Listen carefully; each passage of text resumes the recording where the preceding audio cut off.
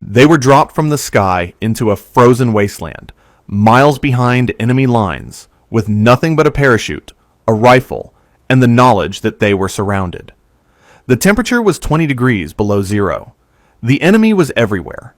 But the biggest battle these men faced wasn't against the North Korean army waiting in the dark. It was against the United States Army that had sent them there. The generals in the Pentagon had written a report stating that black soldiers lacked the intelligence, the initiative, and the courage to be special operations warriors. They said a black man could dig a ditch or drive a truck, but he could never be a ranger. They were wrong. This is the story of the only all-black Special Forces unit in American history. A group of men who took the most elite title the military had to offer and drenched it in their own blood and glory. Before we jump into the fire with them, I want to see who's holding the line with us today. We are building a community of people who respect real history here. So do me a favor. Go down to the comments right now and sound off with your city and state. Let's map out exactly where the real patriots are watching from today. Check in below, and let's get into it. Imagine the United States Army in 1950. 5 years had passed since the end of World War II, the war that was supposed to kill fascism and prove that freedom was the ultimate power. But inside the American military machine, the old rot of racism was still eating away at the foundation. President Truman had signed the order to desegregate the military 2 years prior, but a signature on a piece of paper in Washington does not change the hearts of men in the barracks. The Army was still profoundly, stubbornly divided. The officers were almost exclusively white. The elite units were white. The prevailing wisdom, taught in the war colleges and whispered in the officers' clubs, was based on a notorious study from 1925 that claimed African Americans were a subservient race, mentally inferior, and cowardly in the face of danger. This wasn't just prejudice, it was policy. It was the doctrine that decided who got a rifle and who got a shovel. But in June of 1950, that doctrine collided with a brutal reality. The North Korean People's Army, backed by Soviet tanks and Chinese strategy, smashed across the 38th parallel. They didn't just beat the South Korean forces, they annihilated them. The American advisors and the first troops sent in to stop the bleeding were pushed back, overrun, and humiliated. The U.S. Army, fat and happy from the victory of W2, was suddenly fighting for its life in a country of steep mountains and rice paddies that smelled of human waste and death. They were pushed all the way back to the Pusan perimeter, a tiny corner of the peninsula, with their backs against the sea. Desperation has a way of clarifying things. The Army realized it couldn't win this war with the tactics of 1945. They needed shock troops. They needed men who could move fast, strike hard, and vanish. They needed raiders. They needed rangers. The call went out to form new airborne ranger companies, elite, independent units that would answer directly to the Corps commanders. These weren't going to be standard infantry. These men would be expected to jump out of airplanes at night, sabotage supply lines, seize critical bridges, and kill the enemy in close quarters combat. And here's where the crack in the wall appeared. The Army needed bodies. They needed volunteers who were physically perfect and mentally unbreakable. And there were thousands of black soldiers, veterans of W. and hungry young recruits who were tired of driving trucks. They were tired of being told they were second class. When the call for airborne rangers went out, they didn't just step forward, they surged. The Army leadership was faced with a dilemma. They could integrate these black volunteers into white ranger companies, which would violate the unwritten social codes of the time and allegedly destroy morale, or they could reject them and lose a massive pool of talent. They chose a third option, one that was cynical but unintentionally historic. They decided to create a single, segregated ranger company. They would gather all the black volunteers, put them in one unit, and see if they would sink or swim. It was the 2nd Ranger Infantry Company, airborne. To the brass, this was likely seen as a containment strategy. Put the Negroes together so they don't infect the white elite units. If they fail, the 1925 study is proven right. If they succeed, well, the Army gets a few dead North Koreans out of the deal. But to the men who volunteered, this wasn't an experiment. It was a challenge. It was a gauntlet thrown down in the dirt. They knew exactly what the stakes were. They knew that if they were just good, they would be ignored. If they were average, they would be disbanded. To survive, they had to be the best damn unit the United States Army had ever produced. The selection process was brutal. It was designed to weed out the weak, the hesitant, and the unsure. Of the thousands of black soldiers who applied, only a few hundred were selected for training. They were sent to Fort Benning, Georgia, the heart of the Jim Crow South. Imagine the psychological pressure.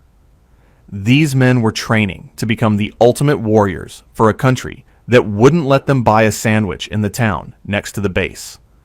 They would spend their days learning how to kill with their bare hands, how to navigate through dense forests, how to jump from C-119 flying boxcars, and then they would spend their weekends navigating a society that viewed them as subhuman. The cadre, the instructors, were tough, but the men of the 2nd Rangers were tougher. They developed a culture of ferocious excellence. They called themselves the Buffalo Rangers, a nod to the Buffalo Soldiers of the frontier days, the black cavalrymen who had earned the respect of the Apaches and the Comanches. But these new buffaloes weren't riding horses. They were riding the wind. They were airborne. And the airborne tab on the shoulder was the ultimate status symbol. It meant you weren't just a leg soldier, you were a paratrooper. You were crazy enough to jump out of a perfectly good airplane. Within the fences of Fort Benning, a unique brotherhood began to form. In a white unit, a soldier might fight for his country, or for his flag, or for the guy next to him. In the 2nd Ranger Company, they fought for something deeper. They fought for the vindication of their existence. Every push-up, every 5-mile run, every perfect landing was a middle finger to the establishment that doubted them. They were driven by a collective rage that they channeled into a cold, hard discipline. Their commander was Lieutenant Warren Bing Evans, a white officer. This was standard procedure. The Army still didn't trust black officers to command elite units entirely on their own, although the 2nd Rangers would eventually produce some of the finest black leaders in the military. Evans was a good officer, a fair man who cared about performance, not politics. But the soul of the unit resided in its NCOs, the sergeants and the corporals. Men who had seen combat in Italy and France during the Bataillon, men who knew the sound of a bullet snapping past their ear. They took the raw recruits, city kids from Detroit, farm boys from Alabama, and hammered them into a weapon. The training at Benning was not just physical, it was tactical. They learned the art of the ambush. They learned demolition. They learned how to operate at night, moving like shadows. Night operations were considered the most difficult form of infantry combat, requiring supreme trust and coordination. The generals believed black soldiers were terrified of the dark, prone to superstition and panic. The 2nd Rangers mastered the night. They learned to own the darkness, to use it as a cloak. They became creatures of the night, silent and lethal. By the fall of 1950, the 2nd Ranger Company was ready. They were physically sculpted, tactically sharp, and mentally hardened by the racism they faced every day. They had completed the arduous Ranger training cycle, suffering fewer washouts than many of the white companies. They looked impressive on the parade deck, their boots gleaming, their jump wings shining silver on their chests. But a parade deck is not a battlefield. The real test was waiting across the Pacific Ocean, in the freezing mountains of Korea. When the order to deploy came, there was no hesitation. They packed their gear, wrote their letters home, and boarded the trains. They were heading to a war that was going badly. The Chinese had entered the conflict, changing the dynamic overnight. The U.S. forces were reeling. The Army needed the Rangers, not next month, but yesterday. As they traveled toward the port of embarkation, moving through the segregated towns of the South, they were a strange sight. Heavily armed black men, wearing the berets and patches of the elite, moving with a swagger that unnerved the local sheriffs and shopkeepers. They were a glimpse of the future, a future where black power wasn't a slogan, but a reality, backed by firepower. They arrived in Korea in December 1950. It was the coldest winter in memory. The wind cut through their uniforms like razor blades. The ground was frozen solid, making it impossible to dig foxholes. This was the environment that had broken the German army in Russia, and now it was threatening to break the American army in Korea. The 2nd Rangers stepped off the ship into this freezer, their breath pluming in the air, their hands gripping the cold steel of their M1 Garands and carbines. They were assigned to the 7th Infantry Division, a unit that had been battered by the Chinese offensive. The white regular infantry looked at these newcomers with a mix of curiosity and skepticism. They saw the Ranger tabs, but they also saw the black faces. The rumors had preceded them. The old lies about black troops running away, about them sleeping on guard duty. The 2nd Rangers knew they were walking into a hostile audience. They knew they had to prove themselves immediately. They couldn't afford a warm-up period. Their first missions were patrols, scouting out the enemy positions, probing the lines. It was dangerous work. The terrain was mountainous and unforgiving. One wrong step on an icy trail meant a fall into a ravine. One careless noise meant a mortar round landing on your head. But the Rangers moved with a ghost-like silence. They brought back intelligence. They engaged in small skirmishes, winning firefights against North Korean guerrillas. They were competent. They were professional. But competence wasn't enough. To shatter the stereotype, to truly make their mark, they needed a defining moment. They needed a mission that was considered impossible. And in the early months of 1951, as the UN forces prepared for a counteroffensive, that mission would arrive. It would involve airplanes, a drop zone behind enemy lines, and a village called Munsan-ni. It would be the first combat jump in the history of the Rangers, and the men of the 2nd Company were going to be the tip of the spear. The generals who doubted them were about to be given a lesson in warfare they would never forget. The mission was codenamed Operation Tomahawk. By March 1951, the stalemate of the Korean War had devolved into a gruesome, grinding cycle of taking and losing hills. General Matthew Ridgway, the brilliant and aggressive commander who had stabilized the shattered 8th Army, realized he needed to disrupt the enemy's logistics and shatter their morale. He planned a massive counter-offensive to push the Chinese and North Koreans back across the 38th parallel. The key to this offensive was a daring airborne operation. A paratrooper dropped deep behind enemy lines, near the village of Munsan-ni, designed to cut the enemy's main line of retreat and open a flanking avenue for the advancing ground troops. The Airborne Rangers were to be the spearhead of this operation. The 187th Airborne Regimental Combat Team was the main force, but the 2nd Ranger Infantry Company, Airborne, was tasked with the most critical, most dangerous objective: landing first, securing the drop zone, and establishing a protective perimeter. They were to be the first boots on the ground in the largest American airborne operation since World War II. When the men of the 2nd Rangers received the briefing, the atmosphere in the room was electric.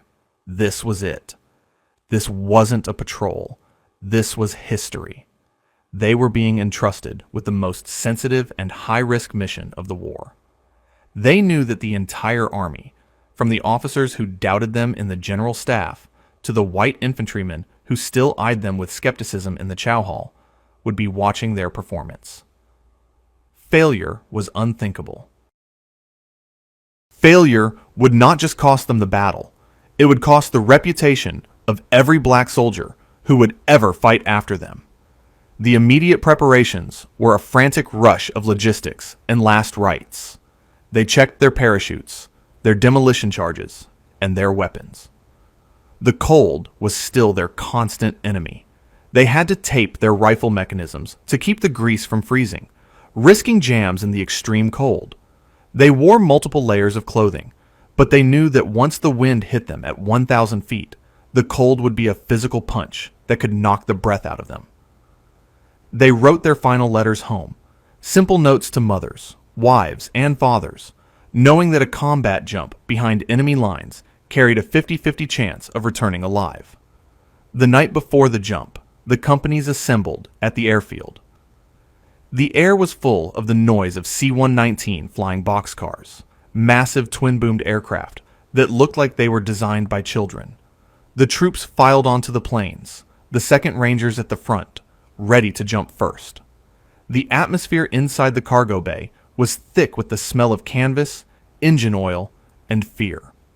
White paratroopers from the 187th were packed shoulder to shoulder with the Black Rangers. For many of the white soldiers, this was the first time they had been that close to a large group of black men since they left the segregated South. The irony was palpable. In a few hours, their lives would depend on the courage of the very men they were taught to despise. The flight to the drop zone was long, cold, and terrifying. The planes were unheated. The men sat in stoic silence, looking at the black void outside the cargo door. The fear was a living thing, a cold knot in the stomach. The jumpmaster, the man in charge of the operation, checked the line, slapping the men on the shoulder, ensuring they were ready to clip their static lines to the anchor cable. The NCOs of the 2nd Company were calm, moving with the practiced efficiency of men who had seen war before. They talked quietly, reminding the younger men to count to 3, to pull the ripcord, to check the canopy. They were the reassuring anchors in a plane full of men facing the abyss. As they neared the drop zone, the signal lights came on. Green light. This was the final moment. The door was rolled back. The cold wind howled into the cargo bay, a physical shock that stole the air from their lungs. The ground below was a dark, featureless blur, a massive canvas of nothingness dotted with tiny, distant fires, the signal flares marking the drop zone. The 2nd Ranger Company jumped first. They filed out of the roaring maw of the C-119, one after another, disappearing into the black Korean night. They fell through the icy air, the sound of the plane quickly fading above them, replaced by the terrifying silence of freefall. They pulled their ripcords, and the massive canopy snapped open, violently arresting their descent. For a few short minutes, they were alone, suspended between the stars and the enemy, silent hunters descending to the ground. The landing was brutal. The terrain was rough, the snow was deep, and the men were heavily laden with combat gear. They hit the ground hard, collapsing their parachutes, and immediately plunged into the highest state of alert. They had landed in the middle of a major Chinese and North Korean supply and communications hub. The enemy, though surprised, was not disorganized. The sound of distant machine guns and small arms fire immediately cut through the night. The party had started. The mission of the 2nd Rangers was clear. Secure the drop zone perimeter before the main paratrooper force landed. They moved with the silent, lethal efficiency they had practiced back in the swamps of Fort Benning. They set up their machine guns, established their lines of fire, and began engaging the surprised enemy forces. The fighting was quick, brutal, and fought at close quarters. The North Koreans who stumbled onto the drop zone were not expecting to be met by a wall of perfectly aimed fire from an elite unit they didn't even know existed. The combat that ensued was decisive. The 2nd Ranger Company fought with a cold, focused fury. They cleared out pockets of resistance, silenced mortar teams, and established a rock-solid perimeter. When the main force of the 187th Airborne began to jump, thousands of paratroopers filling the sky, they landed into a zone already secured by the silent, professional violence of the Black Rangers. The main force suffered remarkably few casualties during the landing, a testament to the effectiveness of the 2nd Ranger Company. This was the company's defining moment. They had executed the most demanding mission in the American military playbook flawlessly. The experiment that the generals had set up for failure had just delivered the entire main force into safety. The commanders on the ground and the pilots in the air could not deny the evidence. The Black Rangers had been the tip of the spear, and they had not bent.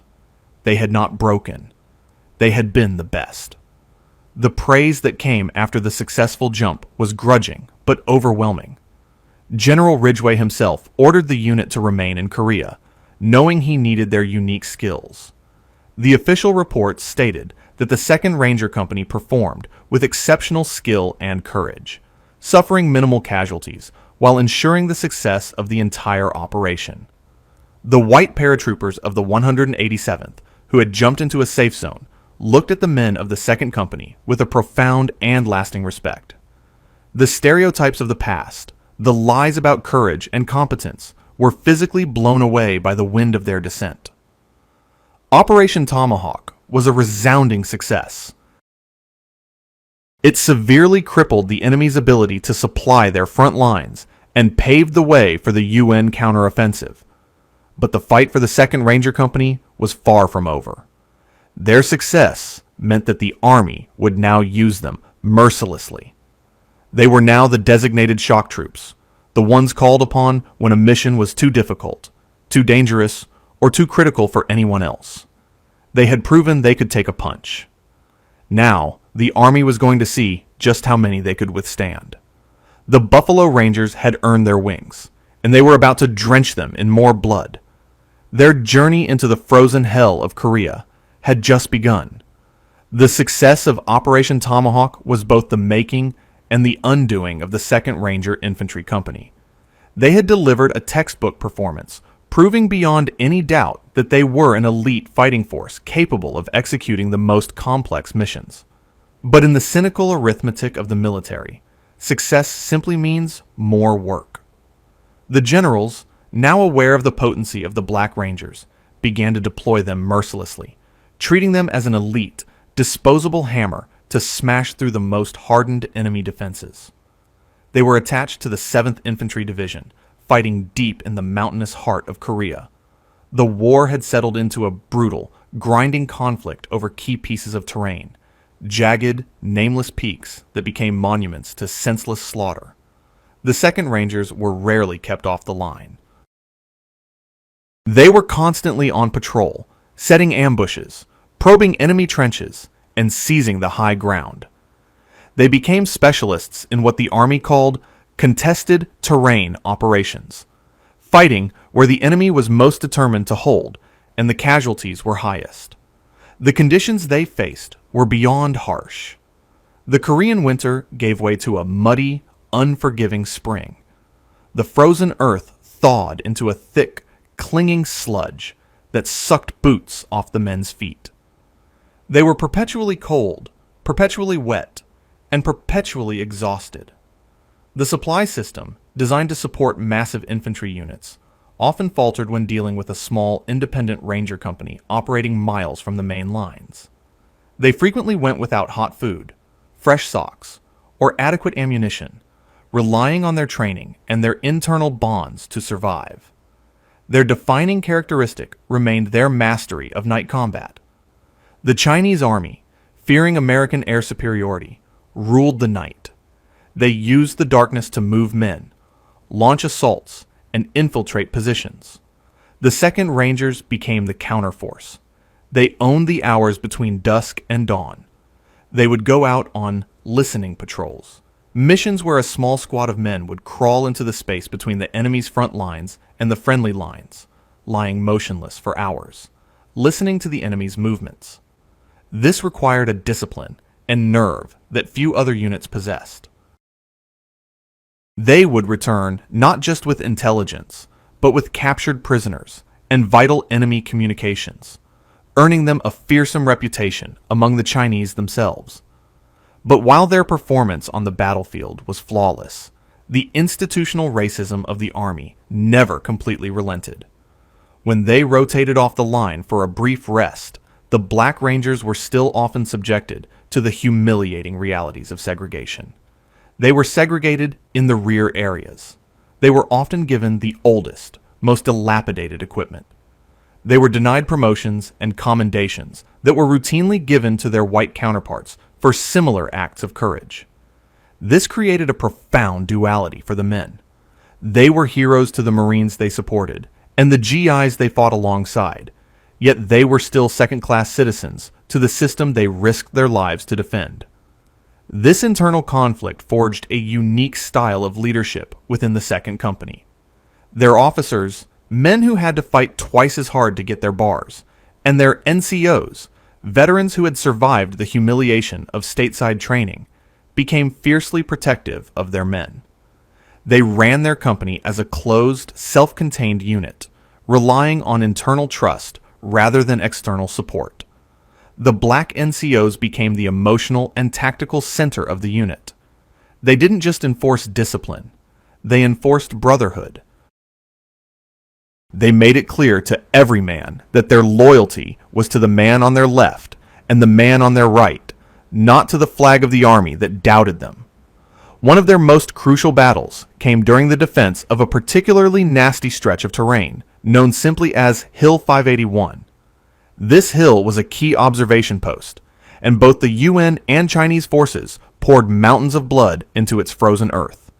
The 2nd Rangers were tasked with clearing the Chinese from a heavily fortified ridge line that had resisted 2 previous attempts by white infantry units. The mission was classic Ranger work. A frontal assault was impossible. They had to infiltrate the position at night, scale the slope, and destroy the enemy from within. The assault on Hill 581 was a nightmare of close-quarters combat.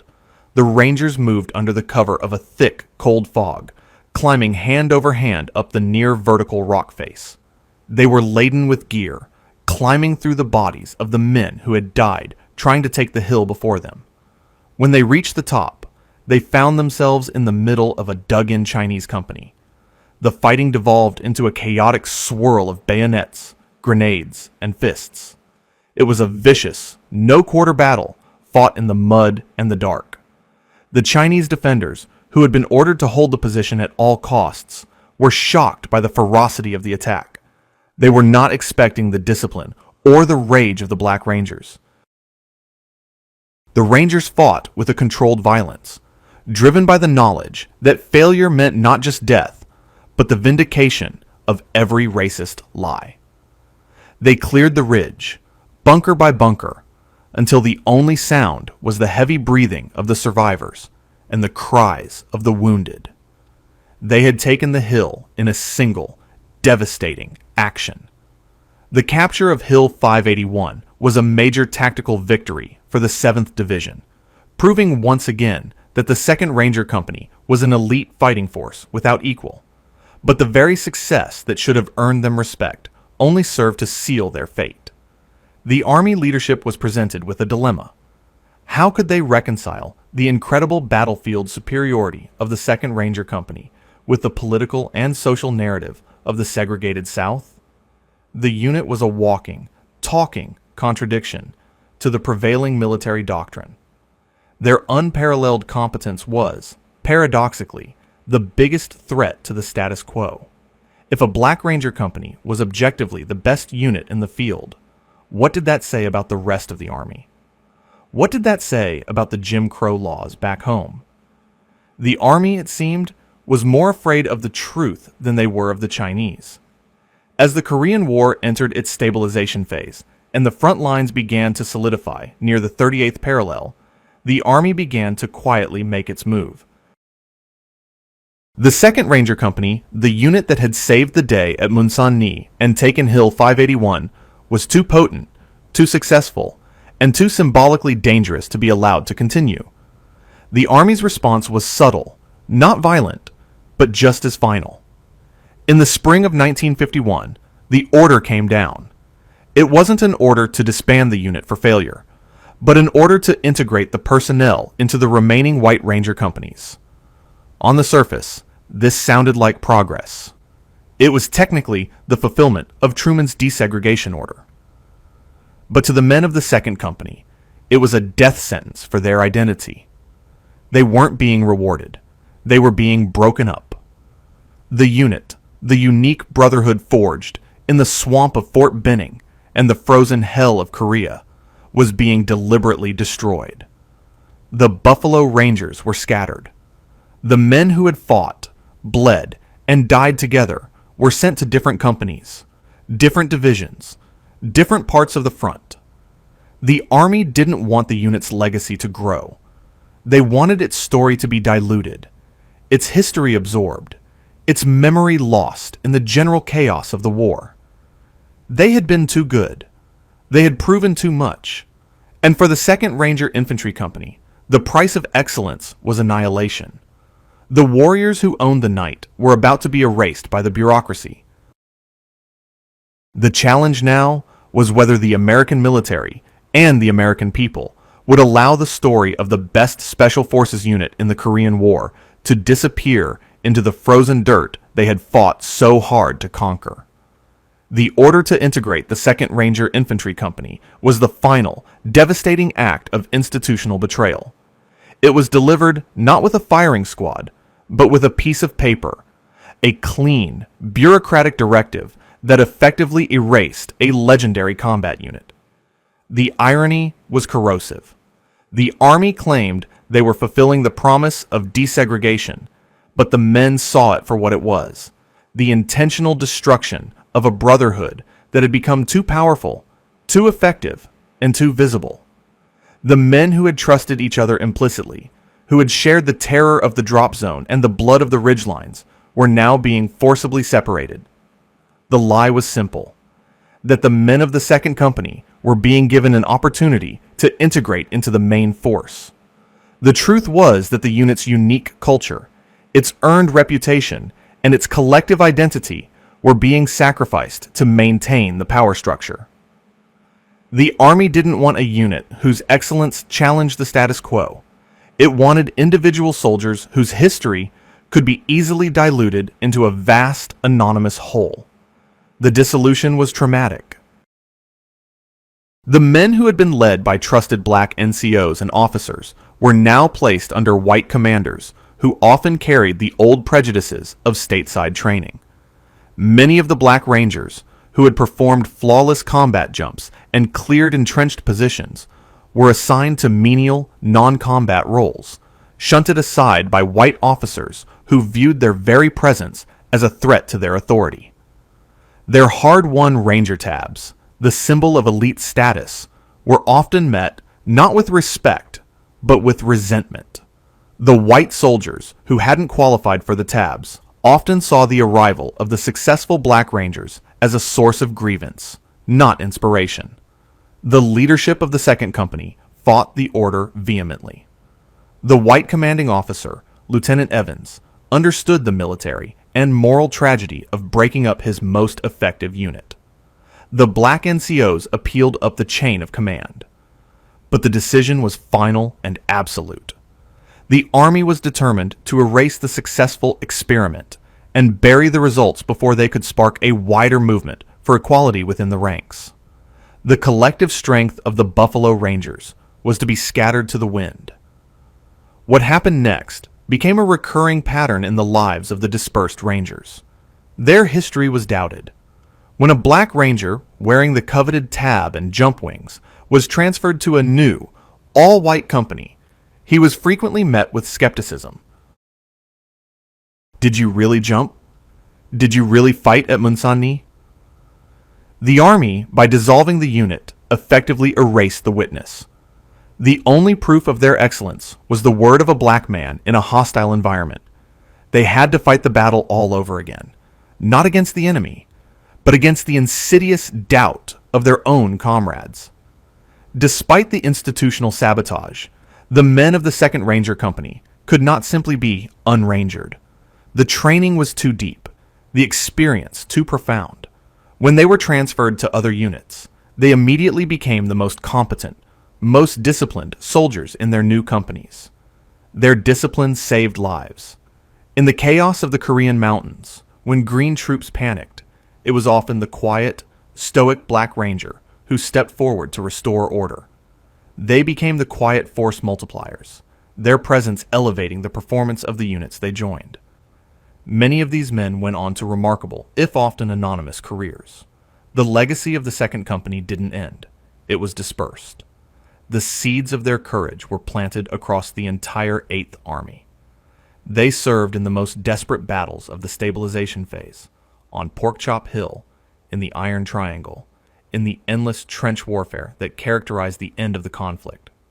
They continued to prove their worth, day after day, in countless small acts of heroism that never made the official history books. But the psychological damage was deep. They had fought for the highest ideal of military brotherhood, only to have the organization itself commit an act of spiritual divorce. When the Korean War finally ended with the signing of the armistice in 1953, the surviving men of the 2nd Ranger Company returned home. They didn't receive parades. They returned to the same Jim Crow laws, the same segregated buses, and the same hostile skepticism they had left behind. They had been good enough to jump behind enemy lines, but they were still not good enough to sit at a lunch counter in their own country. The Army, having achieved its goal of suppressing the unit's narrative, tried to forget the whole experiment. The official histories of the Ranger battalions of the Korean War often downplayed or simply omitted the existence of the 2nd Company. The story of the first combat jump in Ranger history, a moment that should have been celebrated as a testament to the nation's progress, was often recounted without mentioning the race of the men who secured the drop zone. The Army was more comfortable celebrating the myth of unity than the reality of the struggle that achieved it. The men who returned home carried the weight of this institutional silence. They became the quiet, powerful figures in their communities. They were the veterans whose eyes held the 1,000-yard stare of combat. Men who had seen the worst the world had to offer and hadn't flinched. They were the grandfathers who taught their grandsons to stand tall, to never back down, and to never let anyone tell them they were inferior. The discipline of the 2nd Rangers became the backbone of the civil rights movement's grassroots leadership. They were the men who understood how to organize, how to follow orders, and how to maintain stoicism in the face of violent provocation. They had been trained by the Army to survive a war. They now used that training to survive and ultimately transform their country. But the history itself remained buried. Unlike the Tuskegee Airmen, whose story was popularized by journalists and filmmakers, the story of the 2nd Ranger Company remained a secret known only to the veterans themselves. They lived their lives, raised their families, and carried their history in silence, knowing that the proof of their excellence was locked away in a forgotten corner of a military archive. It would take decades for the truth to be fully exhumed. As the civil rights movement finally forced the Army to fully embrace integration, a new generation of black officers and historians began to dig into the past. They found the muster rolls. They found the after-action reports that spoke of the extraordinary bravery of the Negro Rangers at Munsan Ni and Hill 581. They realized that the story of the 2nd Ranger Company was not just a footnote. It was a foundational text. It was proof that the Army's doctrine of segregation was based on a lie that these 200 men had heroically exposed with their own bodies. The final vindication for the men of the 2nd Ranger Infantry Company came in the form of a slow, grudging, but ultimately inevitable acknowledgement. Today, The Army officially recognizes the 2nd Ranger Company as a unit of unparalleled distinction. The history of their combat jump is taught in Ranger schools. Their story has been featured in documentaries. But the triumph is bittersweet. For the original Buffalo Rangers, the greatest victory was simply being able to tell their story. A story that speaks not just of courage under fire, but of the fierce, unyielding power of brotherhood, forged in the crucible of absolute injustice. They proved that a ranger is a ranger, and that true elite status is earned in the heart, not on a bureaucratic checklist. The scattering of the 2nd Ranger Infantry Company was a deliberate act of historical erasure, yet the Army could not erase the training, the discipline, or the memory of the men who had served. The company ceased to exist as a unit, but it was reborn as a philosophy. The unique ethos forged at Fort Benning, one of hyper-competence, militant self-respect, and unshakable brotherhood, was injected molecule by molecule into the American social bloodstream. The Buffalo Rangers came home, and they didn't just take off the uniform, they put on the mantle of leadership in their communities. Think of the men who returned to the segregated South or the racially tense cities of the North. They were quiet. They were reserved. They didn't brag about their Ranger tabs, but you could spot them. They walked with a discipline that was almost intimidating. They looked you directly in the eye, a habit that was a physical act of defiance in a Jim Crow world. They were men who had stared down waves of Chinese soldiers screaming in the dark.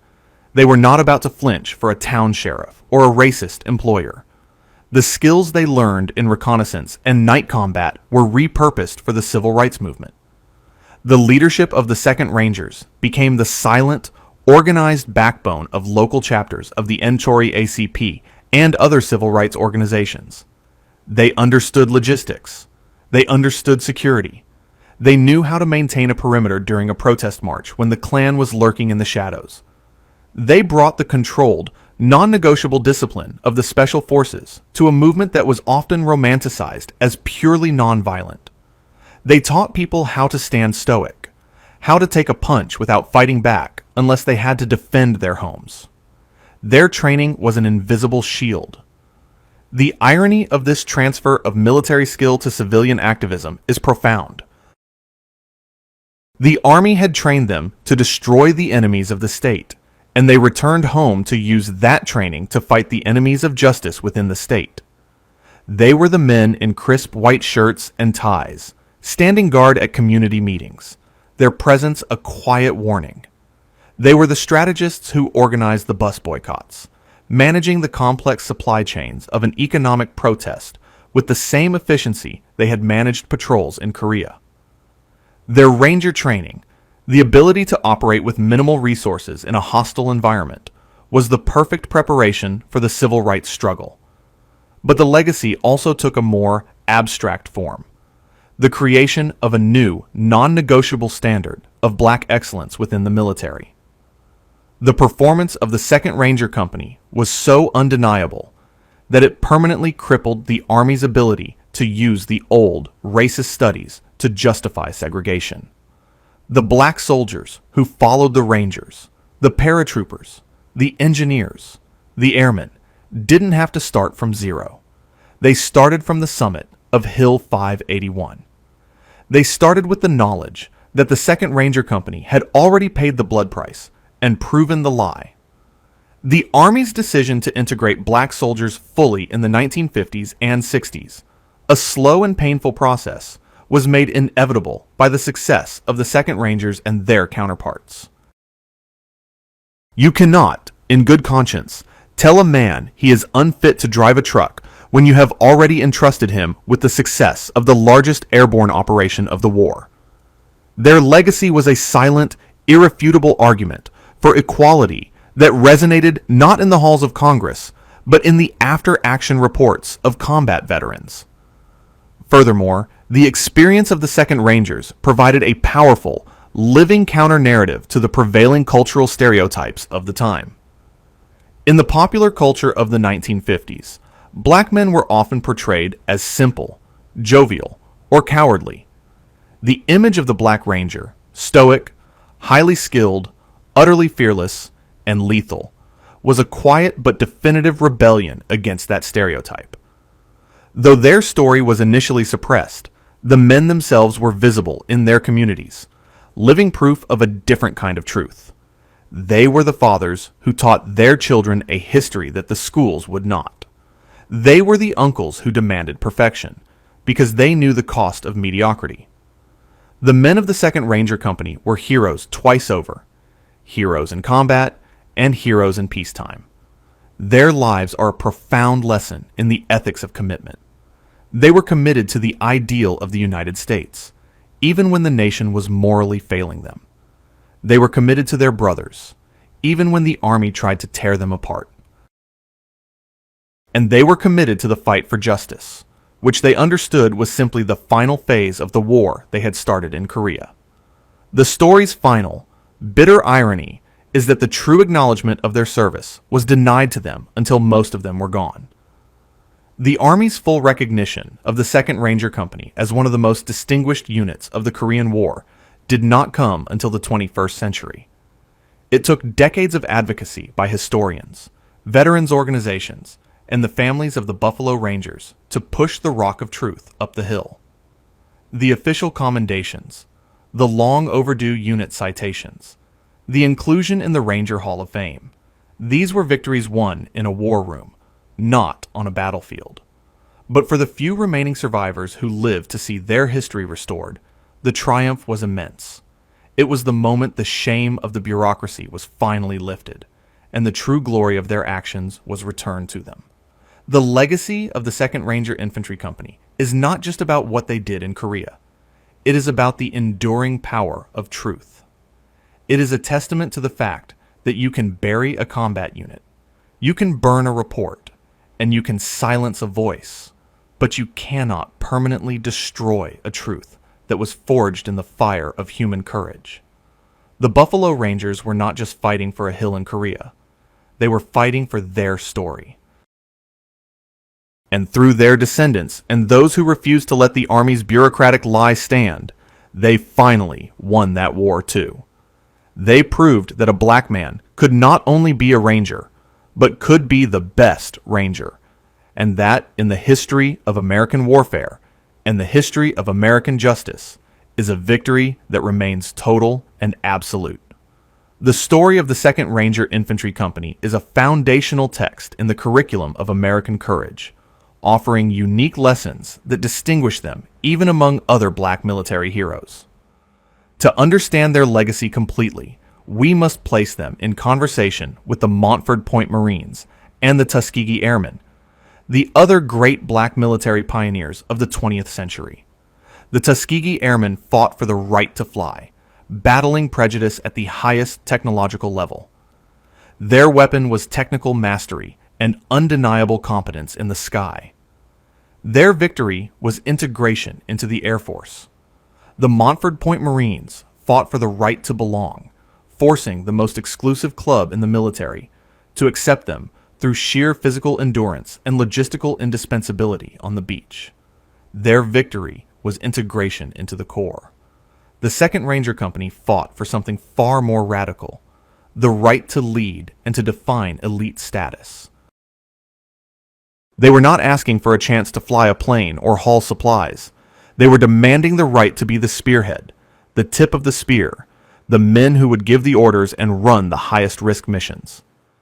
They fought to prove that black men were not just fit to serve, but fit to command the most elite, decisive elements of the fighting force. Their victory was the brief, terrifyingly successful existence of an all-black special operations unit that became the gold standard for every ranger who followed. This unique positioning created a paradox. The Navy and Marine Corps initially assigned their black units to logistical or secondary combat roles, where failure wouldn't impact the overall war effort. The 2nd Ranger Company was immediately tasked with the most critical missions, the success or failure of which determined the fate of entire divisions. The generals were so desperate that they had to ignore their own prejudice, an act that speaks volumes about the level of their need. The 2nd Rangers didn't wait for permission. They forced the system to rely on them at its most vulnerable point. Their mastery of the night is a perfect metaphor for their struggle. The Army's doctrine viewed the night as a time of terror for black troops. The Rangers took that terror and turned it into a weapon. By owning the darkness, the most psychologically demanding environment of the war, they symbolically conquered the fear and superstition that the Army used to rationalize its prejudice. They became the ultimate disruptors, not just of the enemy's operations, but of the Army's own racist logic. The final bitter lesson of the 2nd Ranger Company lies in the nature of their disbandment. While the Tuskegee Airmen and Montford Point Marines eventually saw their units integrated and their contributions recognized, albeit decades later, the 2nd Ranger Company was actively dissolved, not for failure, but for being too successful. This act was a clear expression of institutional fear. Their excellence was a threat to the political order of the segregated Army. The swift, deliberate scattering of their ranks was a move to deny them the ability to organize, to maintain their collective political power, and to form a lasting, visible monument to their own achievements. The Army's message was chilling. Your competence is acknowledged, but your collective power is unacceptable. This makes the persistence of their memory all the more heroic. The men who returned home had to fight an enemy that had no face, the denial of their own history. They fought with a unique form of evidence, the scars on their bodies, the ranger tabs on their uniforms, and the unspoken respect of the white soldiers they had saved. Their victory in the final analysis was a triumph of oral history and communal memory over the official, sanitized narrative of the state. The core teaching of the Buffalo Rangers is a profound lesson in self-definition in the face of absolute external definition. They were told who they were by the segregated military. They chose to define themselves by the unforgiving standard of the Ranger Creed. They refused to accept the ceiling placed above them. They climbed higher, not for the sake of the view, but to prove that the ceiling was an illusion. The legacy of the 2nd Ranger Company is now a permanent part of the Ranger Hall of Fame, a recognition that was purchased by decades of silence and the bloodshed on the Korean hills. Their story is a powerful, necessary reminder that freedom is never given. It is continually taken, often by those who are least expected to seize it. They didn't just fight for America. They fought for the very definition of what it means to be an American warrior, leaving a legacy that every Ranger, regardless of their background, stands on today. The final and most crucial act of the 2nd Ranger Infantry Company's story is the enduring challenge their sacrifice presents to the modern American military and to the public consciousness. Their history is not a dusty artifact. It is a living question mark placed at the intersection of meritocracy and race. We must understand that their disbandment was one of the greatest strategic blunders in the history of the U.S. Army's human resources. The Army, in its fear of political and social change, deliberately destroyed a unit of proven, peak-performing special operations troops. This decision was a direct result of placing the political doctrine of segregation above the military doctrine of mission accomplishment. The cost was measured not just in the loss of a phenomenal fighting unit, but in the psychological capital it cost the military years to recover. The Army spent the next 2 decades trying to rebuild the internal trust and morale that the 2nd Rangers had built organically in a matter of months. The lessons learned by the men of the 2nd Ranger Company were later codified by the military, but the origin of those lessons was ignored. The principles of battlefield integration, the understanding that fear and cold make race irrelevant, were bought with the blood of the Buffalo Rangers. When, years later, the Army finally and fully integrated, the success of those integrated units was, in part, a testament to the trail blazed by the Black Rangers. They were the original proof of concept for a fully meritocratic military. The institutional memory of their excellence became the quiet, irrefutable justification for the full desegregation that followed. Their legacy is also a testament to the power of the non-commissioned officer, NCO Corps. The 2nd Ranger Company excelled because its NCOs, the sergeants, who were closest to the men and furthest from the generals, were the unit's moral and tactical center. These black NCOs, having navigated the humiliation of segregated bases, understood the stakes better than any white officer. They ran a tight, professional ship because they knew that their men had to be technically superior to survive. The tradition of the fiercely independent, deeply loyal, and highly professional black NCO who demands excellence from every soldier in his charge is a direct descendant of the leadership forged in the 2nd Ranger Company.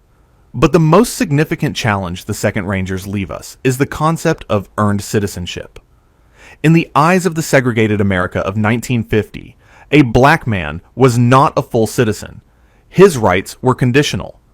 The Rangers went into the frozen hell of Korea and performed a superhuman feat of military courage. They were asking America, "We have faced the greatest danger, performed the most elite service, and won the most difficult battles. What more do we have to do to earn our basic rights?" Their sacrifice amplified the moral voice of the civil rights movement. The existence of these warriors, men who had risked everything in the name of the Constitution, made the continued enforcement of Jim Crow laws an act of profound national hypocrisy. Every time a civil rights activist in the 1960s was arrested, their defense rested on the unwritten contract that the 2nd Rangers and their comrades had paid for in blood. Full service demands full citizenship. The story of the 2nd Ranger Company is also a powerful reminder of the inherent American spirit of rebellion for principle. These men were not passive. They were rebels, but they channeled their rebellion into the most disciplined and effective form possible. They rebelled against the stereotype by achieving excellence. They rebelled against segregation by proving its military idiocy. They rebelled against historical erasure by leaving a combat record so pristine that it could not be permanently buried. Their rebellion was the highest form of patriotism. Today, their story must be told, not just to acknowledge the past, but to empower the future. Every young person who faces a challenge where the deck is stacked against them, who is told they are not enough, finds a perfect mirror in the experience of the 2nd Ranger Company. They prove that the most elite status is not given. It is earned in the silence, in the darkness, and in the sheer, bloody refusal to surrender one's own sense of worth. The Army tried to erase them by scattering their ranks. We honor them by gathering their story. We defy the bureaucracy that sought to silence them by amplifying their courage. The legacy of the 2nd Ranger Infantry Company is a permanent mark on the history of special operations, a mark that reads, "The elite are defined by their actions, not by their pigment." The men who jumped into the darkness at Munsanni were fighting for a future they would not live to see. A future where a Ranger tab was earned purely on merit. That future is here. And it is up to us, the inheritors of their sacrifice, to ensure that the memory of the Buffalo Rangers, the men who conquered the cold, the mountains, and the prejudice of their own country, remains as sharp and as clear as the icy air above Hill 581. They were the best, and their story deserves to be heard. We began this journey with the words of a prejudiced general, a man who staked his career on the belief that a black man could never be a ranger. We have traveled from the heat of Fort Benning to the frozen hell of the Chosin Mountains, and the verdict is now undeniable. The 2nd Ranger Infantry Company was not just good enough to be a Ranger Company. It was one of the most effective, most disciplined, and most strategically decisive units of the entire Korean War. The lie has been thoroughly and permanently disproven. But the final measure of their legacy is not the hill they took, the enemy they defeated, or the citations they eventually earned. The final measure is the truth they left behind, a truth forged in the crucible of deliberate injustice. The truth is that their story is a masterclass in asymmetrical warfare against systemic racism. When the Army sent them to Fort Benning, the cost of failure was the perpetuation of a lie for a generation. The 2nd Rangers flipped that equation. They understood that the cost of their success was the destruction of the lie for all time. They weaponized their own performance. They created a combat record so pristine that it became a moral and military liability for the system that created them. Their final great victory was not against the Chinese at Hill 581. It was against the Army's own doctrine of segregation. They forced the military to choose between its prejudice and its mission, and they ensured the military could only choose the latter. The truth is that their brotherhood was an act of radical patriotism. They fought for an America that did not yet exist, an America of the future, an America that lived up to its own creed. They fought for the right to hold a rifle, knowing that the right to hold a ballot would follow. Their commitment was not to a flag or a uniform, but to the ideal of citizenship, purchased not through quiet pleading, but through the loudest currency of all, their own blood. That complex, challenging, fighting patriotism is the deepest part of their inheritance. The truth is that their disbandment was the ultimate proof of their power. The Army, in its attempt to fulfill the letter of the law while violating its spirit, destroyed the unit that had saved the day at Munsan-ni. This final act of betrayal was a desperate attempt to scatter the seeds of their revolutionary success. But the Army failed. You cannot unranger a ranger. The men carried their creed, their discipline, and their earned arrogance into every new unit they joined, elevating the entire force.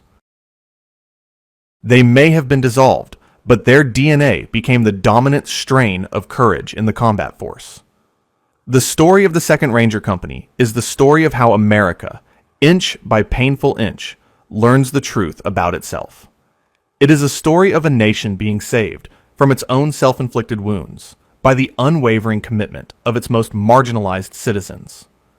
The question of who is fit to lead, who is capable of valor, and who deserves the full rights of citizenship was answered definitively, not by a single act of legislation, but by the collective, stoic heroism of 200 men on a freezing ridge in Korea. Today, the 75th Ranger Regiment stands on the foundation they built. The standards of discipline, the emphasis on night operations, the fierce independence of the unit. These are the direct result of the crucible that forged the Buffalo Rangers. Every soldier who earns the Ranger tab today, regardless of their background, is walking in the footsteps of the men who conquered the cold, the mountains, and the systemic doubt of their own commanders. We, the inheritors of this history, have a duty to perform the final act of this mission, to make their story unforgettable. We must defy the institutional silence that tried to erase them. We must honor their sacrifice by remembering not just the triumph, but the injustice that made that triumph necessary. The men who jumped into the darkness at Munsan-ni were fighting for the day when the word black would not need to precede the word ranger. That day is here, and it is because they were willing to risk everything in a war that was not just against the North Koreans, but against the shadow of the 1925 prejudice that defined their own army. The 2nd Ranger Infantry Company, Airborne, stands as a permanent, powerful testament to one single eternal truth. There is no color to courage. They were too successful to tolerate. They were too brave to forget.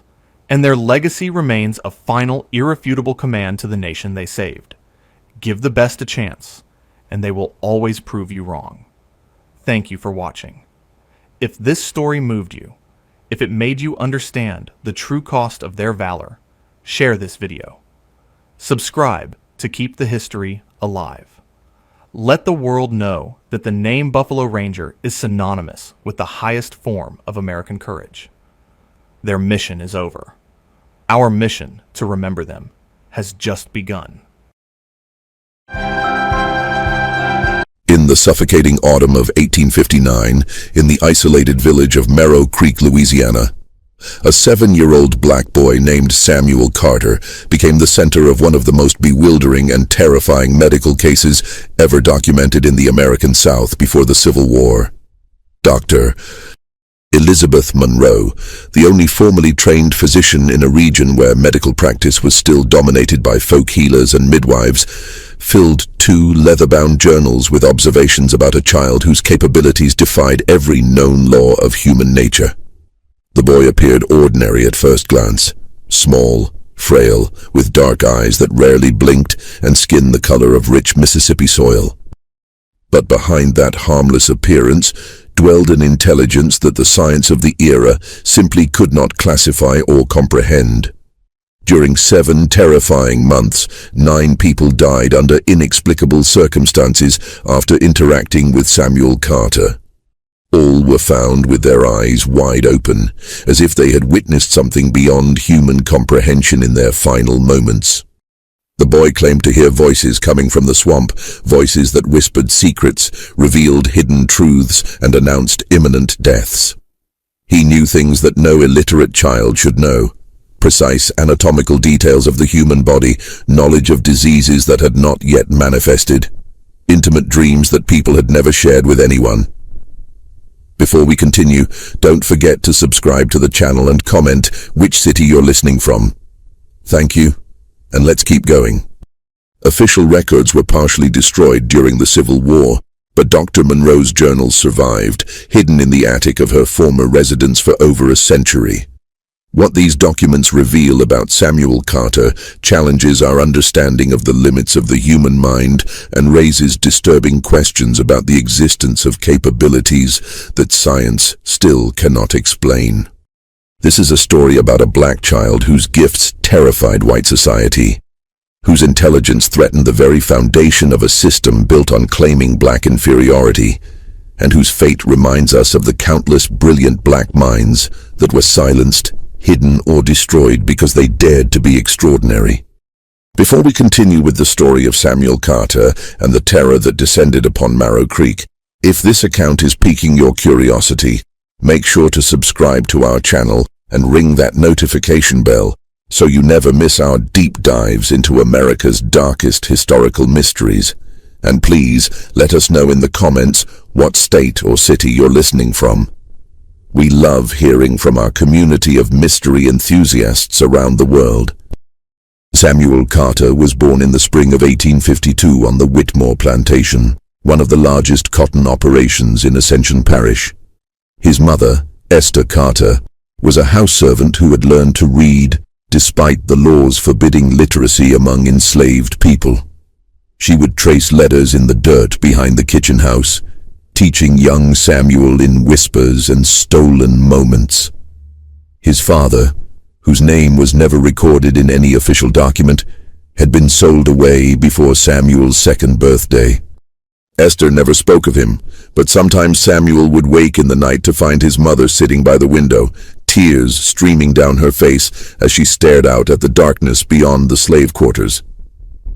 When Samuel was 4 years old, Esther developed a persistent cough that wouldn't go away. The plantation owner, Robert Whitmore, refused to call a doctor for a slave, insisting that she continue her duties despite her deteriorating condition. Samuel would sit beside his mother at night, his small hand clutching hers, and he would tell her things that frightened her. "Mama," he whispered one night, his voice carrying a weight no child's voice should hold.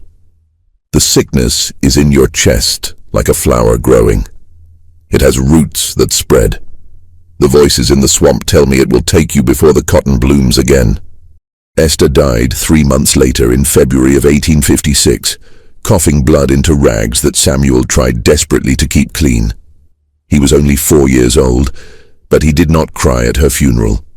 He stood silent and still as the other enslaved people sang spirituals over her grave in the corner of the plantation where black bodies were laid to rest without markers or monuments.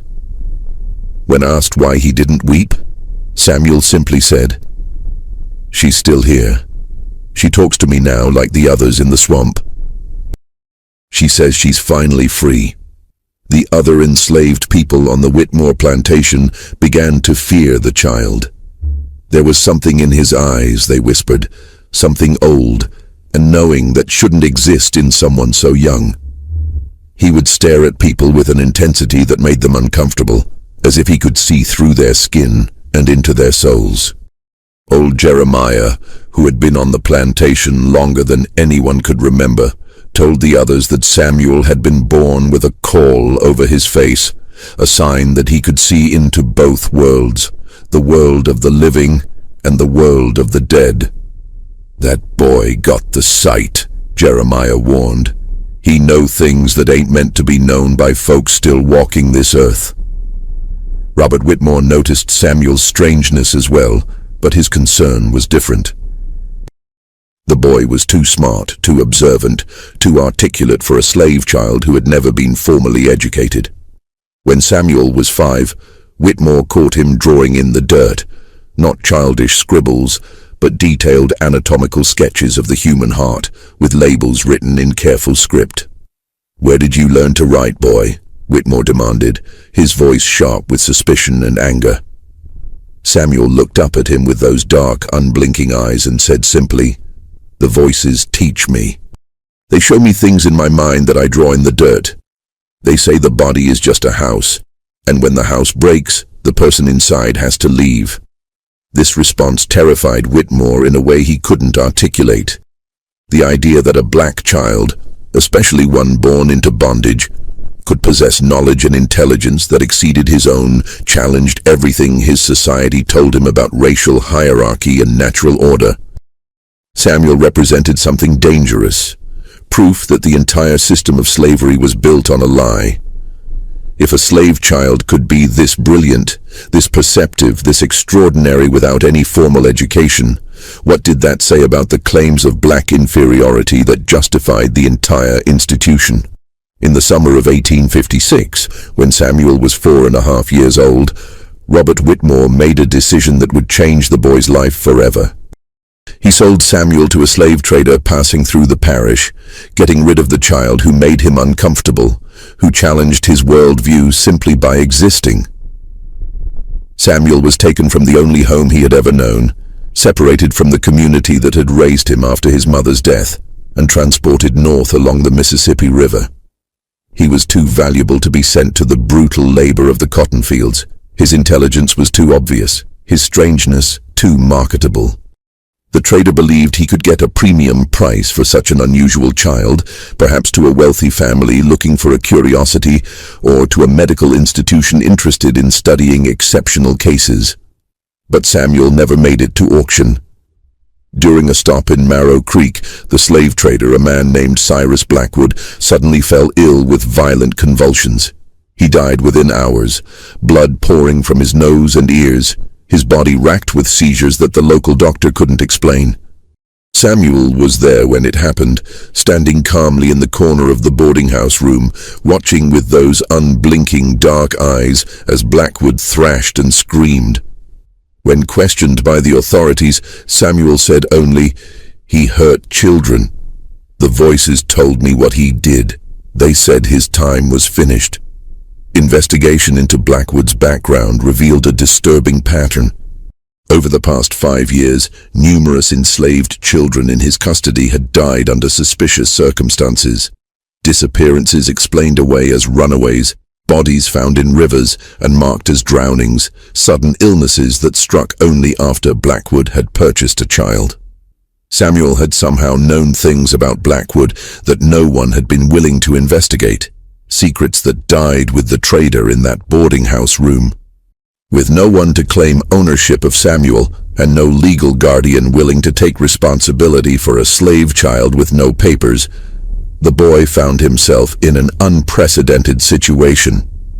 He was technically free, though that word meant almost nothing for a black child in Louisiana in 1856. The local authorities considered sending him to one of the orphanages that took in abandoned children, but those institutions refused to accept a black child. He was too young to be put to work, too strange to be adopted by any of the local families, and too intelligent to be ignored.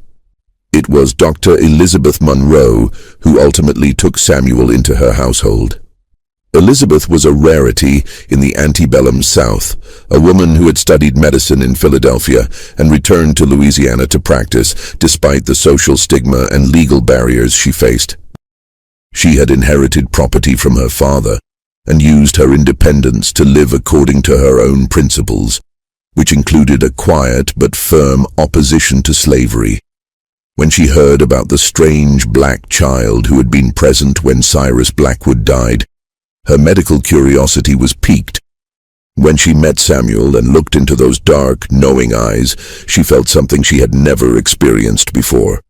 A mixture of fascination, fear, and an overwhelming sense that this child needed protection from a world that would destroy him if given the chance. "What is your name?" Dr. Monroe asked when Samuel was brought to her home by the local sheriff, who was relieved to have someone willing to take responsibility for the boy. Samuel looked at her with that intense, unblinking gaze and said, "Samuel Carter. My mama named me Samuel because it means God has heard.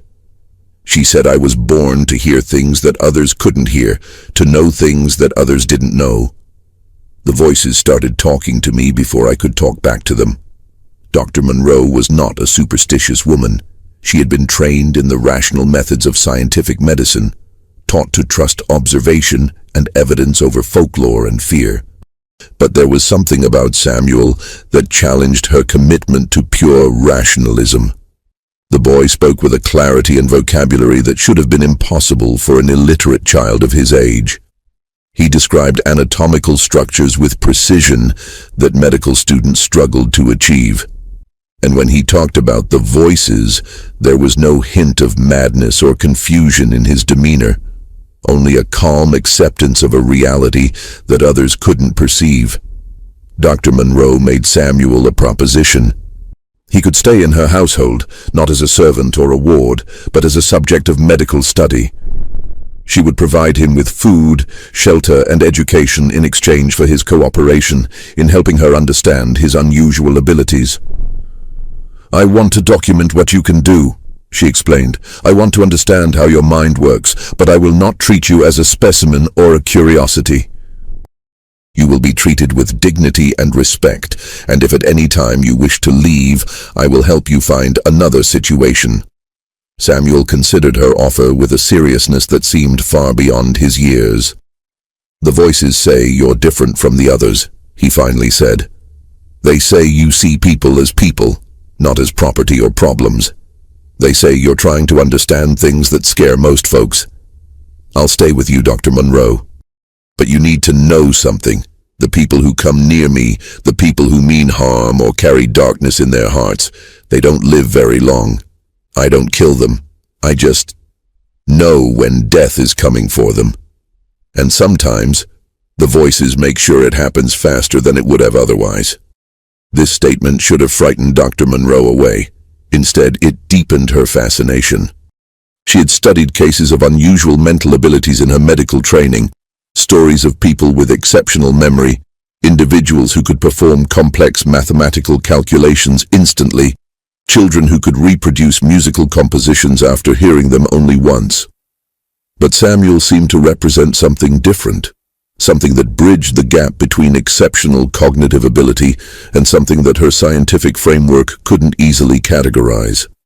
He wasn't just intelligent, he seemed to possess knowledge that he couldn't have acquired through normal learning. He didn't just have good intuition, he appeared to know specific details about people and events that no observation could have revealed. Dr. Monroe began her systematic study of Samuel Carter in August of 1856, just weeks after he came to live in her home. She created detailed records of their daily interactions, documenting his statements, his behaviors, and the uncanny accuracy of his predictions. What she discovered both amazed and terrified her. Samuel could describe the internal organs of the human body with perfect accuracy, despite never having seen an anatomy text or witnessed a medical procedure. He could predict when people were going to become ill, often weeks before the first symptoms appeared. He knew intimate details about the lives of people he had never met, their fears, their secrets, their sins. "How do you know these things?" Dr. Monroe asked repeatedly, trying to find a rational explanation for abilities that seemed to defy natural law. Samuel's answer was always the same. The voices tell me. They come from the swamp, from the place where the dead go but don't rest. They're people who died with unfinished business, with truths that need to be told. They use me to speak because I was born with the ability to hear them. My mama said it runs in our family. My grandmother had it and her mother before her. It's a gift and a curse, Dr. Monroe. I know things I don't want to know. I see things I wish I couldn't see. The first death that occurred after Samuel came to live with Dr. Monroe happened in September of 1856. Marcus Thornton, a wealthy plantation owner from a neighboring parish, came to Marrow Creek for business and stopped by Dr. Monroe's home to consult about persistent stomach pains. Samuel was in the house when Thornton arrived, and the boy's reaction was immediate and visceral. He backed away from the man, his dark eyes wide with something that looked like recognition and horror combined. "You shouldn't be here," Samuel said, his voice carrying an authority that seemed impossible coming from such a small child. "The voices are screaming about you. They say you killed 3 children, 2 boys and a girl. They say you buried them where no one would look, in the old cemetery behind your plantation house, where the slave graves are unmarked. They say the children cry in the night, and their mothers still search for them." Marcus Thornton's face went white, then red with rage. "How dare this slave child speak to me this way?" he shouted at Dr. Monroe. "Control your property, or I'll have him whipped for insolence."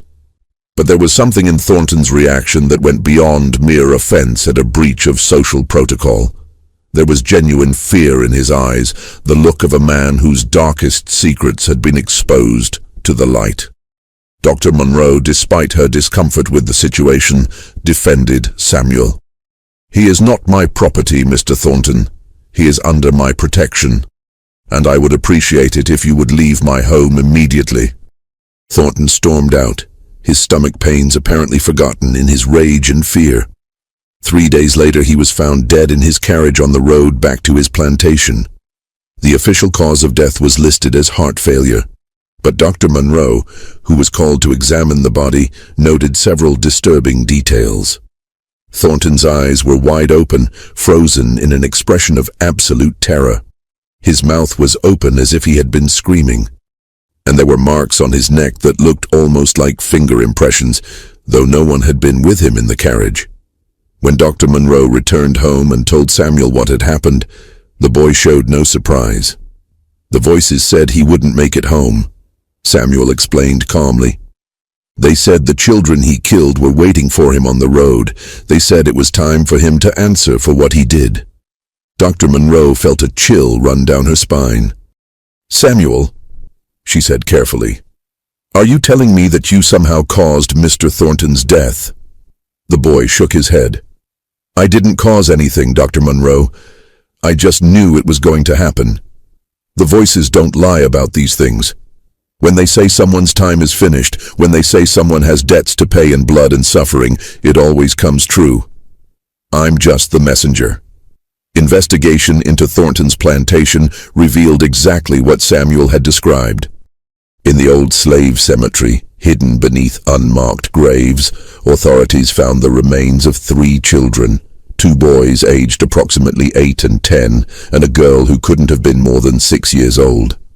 All showed signs of violence that had nothing to do with the harsh realities of slavery and everything to do with the sadistic cruelty of a man who believed his wealth and power made him untouchable. The enslaved community on Thornton's plantation, when finally given the opportunity to speak without fear of reprisal, shared stories of children who had disappeared over the years, of Thornton's private quarters where screams were sometimes heard in the night, of a monster who wore the mask of a respected gentleman. Samuel had known all of this without ever setting foot on Thornton's property. He had known it the moment he saw the man, as if the voices from the swamp had whispered every terrible detail into his mind. This was not coincidence or lucky guessing. This was something that Dr. Monroe's medical training had not prepared her to understand or explain. The second death came in October, just weeks after Thornton's mysterious demise. Reverend Silas Jameson, the pastor of Marrow Creek's largest church, was a man who preached about Christian charity and divine grace every Sunday, while quietly profiting from the slave trade during the week. He served as an agent for several plantations, helping to arrange sales and transfers of enslaved people, while taking a commission on each transaction. To his white congregation, he was a pillar of the community. To the black population of Marrow Creek, he was something else entirely, a man who used scripture to justify cruelty and used his position of trust to enable the separation of families and the perpetuation of suffering. Samuel encountered Reverend Jameson at the general store in town, where Dr. Monroe had taken him to purchase supplies. The Reverend approached them with his characteristic smile, the one that never quite reached his eyes. "Dr. Monroe," he said warmly, "I see you've taken in young Samuel. What a charitable act, though I must caution you about the dangers of educating these people beyond their station. God has ordained their place in society, and to disturb that natural order is to invite chaos and disorder." Samuel looked up at the Reverend with those dark, penetrating eyes and said, "You don't believe in God. The voices say you stopped believing years ago after you sold a woman and her baby to different buyers. The woman killed herself, and the baby died within a month. You tell yourself it was just business, but the voices say you hear that woman crying in your dreams every night. They say you drink yourself to sleep trying to forget, but you never can. They say your time is coming soon, and you'll have to face all the people you hurt, all the families you destroyed." The change in Reverend Jameson's expression was immediate and terrifying. The warm facade dropped away, revealing something cold and vicious underneath. "That boy is possessed by demons," he hissed at Dr. Monroe. "He speaks blasphemy and lies. I will pray for his soul, but I warn you, keeping him in your home is inviting evil into your life." He left the store quickly, his hands shaking, his face pale beneath his carefully maintained beard. 2 weeks later, Reverend Jameson was found dead in his study, slumped over his desk with an empty bottle of laudanum beside him. The official verdict was suicide, a tragedy explained away as a sudden mental breakdown brought on by exhaustion and melancholy. But Dr. Monroe, examining the body at the request of the local authorities, noted that the Reverend's eyes held that same look of terror she had seen in Thornton's corpse. His desk was covered with papers, letters he had been writing to various people, apparently attempting to make amends for past actions. One letter was addressed to a woman named Sarah, apologizing for selling her and her infant son to separate buyers 15 years earlier. The letter was unfinished, ending mid-sentence, as if Jameson had been interrupted by something that terrified him so completely that he chose death over facing it.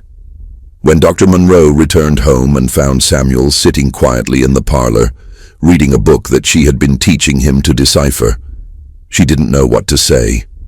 The boy looked up at her with eyes that seemed to hold centuries of sorrow and knowledge. "He couldn't live with what he'd done anymore," Samuel said softly. The voices followed him everywhere.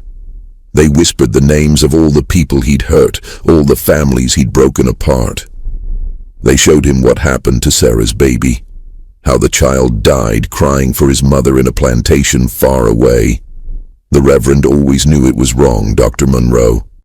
He just chose money and position over doing what was right. The voices don't forgive that kind of choice.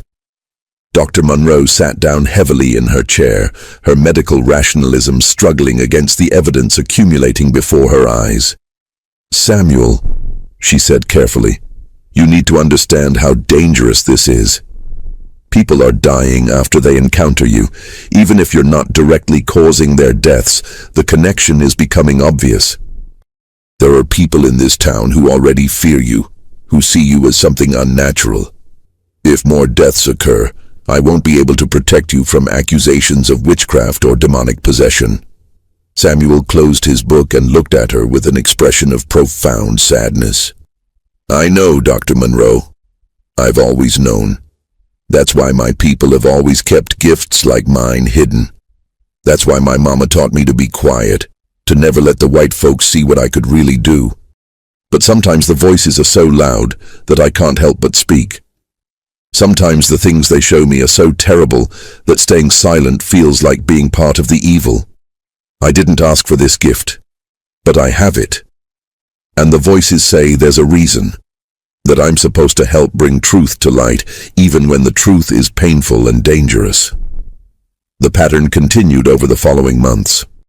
People who came into contact with Samuel, people who carried guilt or evil in their hearts, began dying under mysterious circumstances. Not everyone, only those whom the voices marked as deserving of judgment. A slave catcher named William Drake, who was known for his particular cruelty in pursuing runaways, suffered a fatal accident when his horse inexplicably bolted and threw him against a tree, breaking his neck. Samuel had seen Drake in town 2 days before and had told Dr. Monroe, "That man has killed 12 people trying to escape. He's hunted human beings like they were animals. The voices say he'll die the same way he killed others, sudden and violent." A woman named Catherine Bellamy, who ran a boarding house where enslaved people were temporarily housed before being sold, died in her sleep with her face frozen in a silent scream. Samuel had encountered her at the market and had said quietly, "She poisons the food when people don't cooperate." The voices showed me 3 women who died because they refused to stop crying for their children. She'll die by poison too, not from anyone's hand, but from the fear that eats her alive from the inside. Each death was technically explainable through natural causes or accidents, but the pattern was unmistakable to anyone paying attention. Samuel Carter knew things he shouldn't know. He predicted deaths with uncanny accuracy. And the people who died were invariably those who had committed terrible acts, particularly acts of cruelty toward enslaved people. It was as if Samuel served as a conduit for some form of cosmic justice, a vessel through which the accumulated suffering and rage of his people found voice and retribution. Dr. Monroe's journals from this period reveal her growing confusion and fear. She was a scientist, trained to observe and document phenomena according to rational principles. But Samuel challenged every framework she had for understanding the world. She conducted tests, trying to determine if his knowledge came from some form of heightened observational ability, or perhaps an exceptional memory that allowed him to recall and connect details that others missed. But the evidence consistently pointed to something beyond natural explanation. Samuel knew things he could not have observed. He described events he could not have witnessed. He predicted outcomes that no amount of careful deduction could have foreseen. "The boy possesses knowledge that defies conventional explanation," Dr. Monroe wrote in her journal in January of 1857. He describes the internal structure of organs he has never seen dissected. He knows the names of diseases and their symptoms without having studied medicine. He can look at a person and tell me details about their past that he could not possibly have learned through normal means. Most disturbing of all, he predicts deaths with an accuracy that I can no longer dismiss as coincidence.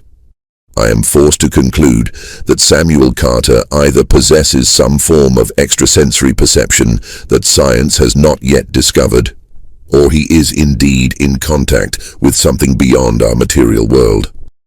As a physician and a woman of science, I find myself confronting the possibility that our understanding of human consciousness and the nature of reality itself may be fundamentally incomplete. The community's reaction to Samuel grew increasingly hostile as the pattern of deaths became more obvious.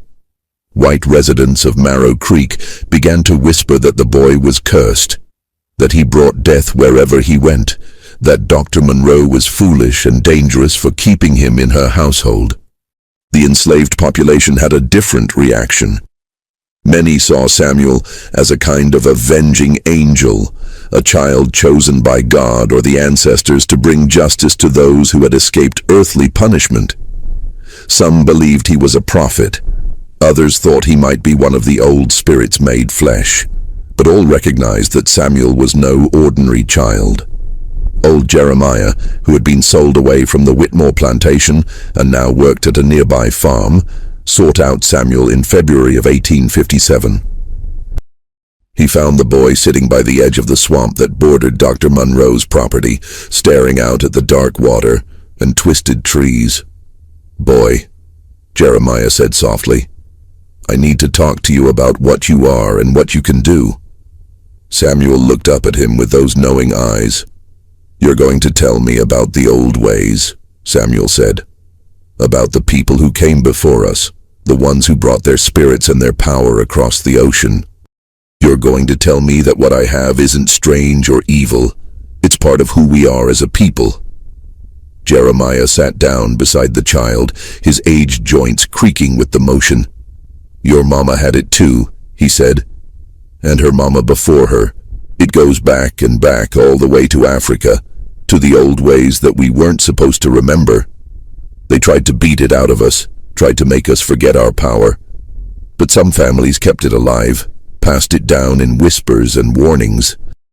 What you have, Samuel, it's called different things by different people. Some call it the sight. Some call it walking between worlds. Some say it's the voice of the ancestors speaking through the living. Whatever name you give it, it's real. And it's dangerous, especially for a black child in a world that don't want us to have any power at all." Samuel listened intently as Jeremiah explained the history that had been hidden from him, the traditions that had been preserved despite every attempt to erase them. He learned about the griots in Africa, who remembered the stories of their people, about the medicine workers who could see sickness before it manifested, about the wise ones who could communicate with the dead and bring messages from the other side. He learned that his gift was not a curse or an aberration, but a connection to something ancient and powerful, a link to the spiritual traditions of his ancestors that had survived the Middle Passage, survived slavery, survived everything designed to destroy the soul of his people. "But you need to be careful, boy," Jeremiah warned. "The white folks are already scared of you. They're scared because you represent everything they tell themselves ain't true, that we're just as smart as them, just as capable, just as human. And now you're showing them something even more frightening, that maybe we got gifts and abilities that they don't understand and can't control. They'll come for you eventually, Samuel. They always come for the ones who show too much power, too much knowledge, too much light. You need to learn when to hide what you can do, when to play small so they don't destroy you." Samuel nodded slowly, understanding the wisdom in the old man's words. But even as he listened, he knew that hiding was not going to be possible for much longer. The voices were getting louder, more insistent. They were showing him things that were coming, terrible things that would shake the very foundations of the world he lived in. They were showing him a war that would tear the country apart, showing him rivers of blood and fields of the dead, showing him the end of slavery, but also the long, brutal aftermath of emancipation. They were showing him his own future, short and bright and tragic, a candle that would burn intensely before being extinguished by forces too powerful to resist. The turning point came in March of 1857, when Samuel encountered a man who would challenge everything he thought he knew about his gifts and their purpose. This man was different from the others Samuel had met. He didn't carry the same guilt or evil that had marked the previous victims. His name was Benjamin Cole, and he was a slave trader who had recently arrived in Marrow Creek with a cargo of 20 enslaved people he intended to sell at auction. But Benjamin Cole was also dying, slowly and painfully, of a cancer that was eating away at his insides. Samuel met Cole at Dr. Munro's home when the slave trader came seeking medical treatment for his mysterious ailment. The moment Samuel saw him, the voices erupted in a cacophony unlike anything he had experienced before. They weren't condemning Cole or calling for his death. Instead, they were screaming a warning. "He's like you," they whispered urgently. "He has the gift too, but he uses it differently. He uses it to find the weakest, the most vulnerable, the ones who will bring the highest price.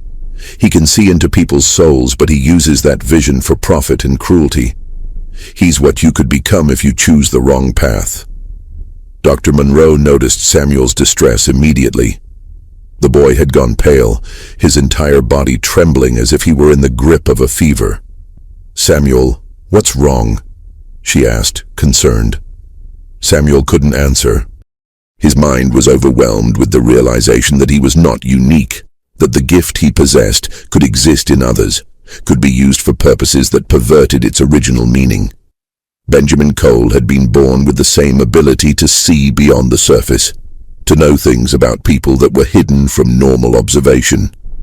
But instead of using that gift to bring justice or truth, Cole had weaponized it to perfect the art of human trafficking. He could look at an enslaved person and know exactly what weaknesses to exploit, what prices to demand, what lies to tell to maximize his profit. Benjamin Cole looked at Samuel with eyes that held a terrible recognition. "Well, well," he said softly, his voice carrying a mixture of surprise and dark amusement. "I've heard the stories about you, boy. The child who knows things he shouldn't know, who predicts deaths and speaks truths that frighten good Christian folk. I didn't believe the tales until now, but I can see it in you, that same spark I see in my own mirror. You're like me, Samuel Carter. We're both cursed or blessed, depending on how you look at it, to see the world as it really is, stripped of all the pretty lies people tell themselves." Samuel found his voice, though it came out hoarse and strained. "I'm nothing like you," he said. "The voices told me what you do. You take people who are already broken and you break them further. You look into their souls and find the exact words that will make them give up hope. You're everything the gift was never supposed to be used for." Cole laughed, a harsh sound that held no joy. "Listen to yourself, boy. The gift was never supposed to be anything. It just is. You use it your way, passing judgment on people you've decided are evil, letting your voices whisper their condemnations until those people die in convenient accidents. I use it my way, making a living in a world that doesn't care about should or shouldn't, only about what works and what doesn't. Don't pretend you're better than me just because you've convinced yourself you're on the side of righteousness." This confrontation shook Samuel to his core. Was Cole right? Was his gift merely a tool that could be used for any purpose, good or evil, depending on the wielder's intentions? Were the voices that guided him truly sources of divine or ancestral justice? Or were they just reflections of his own anger and pain, his own desire to see those who hurt his people suffer consequences? For the first time since his mother's death, Samuel felt genuine doubt about his purpose and his path. "Doctor." Monroe sent Cole away with a tincture for his pain and a grim prognosis. The cancer would kill him within 6 months, possibly sooner. After the slave trader left, she sat down with Samuel and waited for him to speak. The boy was quiet for a long time, staring out the window at the swamp beyond. Finally, he said, "What if I'm wrong about everything, Doctor?" "Monroe. What if the voices aren't messages from the dead or the ancestors? What if they're just my own mind, twisted by anger and grief, creating justifications for wanting people to suffer?" Dr. Monroe chose her words carefully. "Samuel, I can't tell you whether your voices are real in the way you believe them to be. I don't have the knowledge or wisdom to make that determination, but I can tell you what I've observed. The information you provide is accurate in ways that exceed any natural explanation I can conceive. You've revealed truths about people that led to the discovery of crimes that might otherwise have remained hidden. The people who have died after encountering you were, without exception, individuals who had caused tremendous suffering to others. Whether that's justice or vengeance, whether it's divine intervention or some unknown psychological phenomenon, I cannot say. But I believe your intentions matter. Benjamin Cole uses his gifts, whatever they may be, to cause harm. You use yours to expose harm that has already been done. That distinction may not satisfy philosophical inquiry, but it matters in the practical reality of human existence. Samuel took some comfort from Dr. Monroe's words, but the doubt planted by his encounter with Benjamin Cole continued to grow. Over the following weeks, he became more withdrawn, less willing to speak about what the voices told him. He still heard them, still saw the visions they sent. But he began to question whether acting on that information was truly justice, or merely his own desire for revenge against a world that had taken everything from him. Benjamin Cole died in May of 1857, his body finally succumbing to the cancer that had been consuming him. But before he died, he did something that would change Samuel's life irrevocably.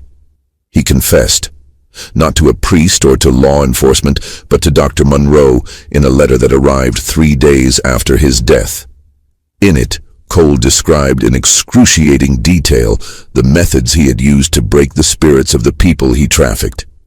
He listed names, dozens of them, of individuals he had sold, including information about where they had been sent and what had happened to them. He described the psychological torture he inflicted, the way he used his unnatural perception to find each person's deepest vulnerability and exploit it until they became compliant, defeated, easier to sell. And at the end of the letter he wrote, "That boy, Samuel Carter, he saw what I was the moment we met. I spent my whole life believing I was using my gift wisely, making the best of an ugly world. But looking into that child's eyes, I saw myself reflected back, and I realized I had become a monster. The cancer eating my body is nothing compared to the rot that's been consuming my soul. Tell the boy he was right. Tell him he's better than me. Tell him to never become what I became, no matter how tempting it might be to use his power for personal gain. And give the enclosed documents to the abolitionists in the North. Maybe some of the people I destroyed can be found and reunited with their families. It won't redeem me, but maybe it will count for something in whatever judgment awaits me." The documents Cole included with his letter contained detailed records of his transactions over 20 years of slave trading. Names, ages, descriptions, sale prices, destination plantations, everything an abolitionist network would need to potentially locate and track enslaved people who had been separated from their families. Dr. Monroe, recognizing the value and danger of these documents, carefully copied them and sent the copies to contacts she had in the North. People who worked with the Underground Railroad and other networks helping enslaved people escape to freedom. Samuel's reaction to Cole's confession was complex. On one hand, it validated his initial assessment of the man and confirmed that his gift had not misled him. On the other hand, it raised troubling questions about the nature of redemption and judgment. Cole had done terrible things, but his final act had been one of genuine remorse and an attempt to partially right his wrongs. Did that count for anything? Did the voices consider such late-stage repentance meaningful?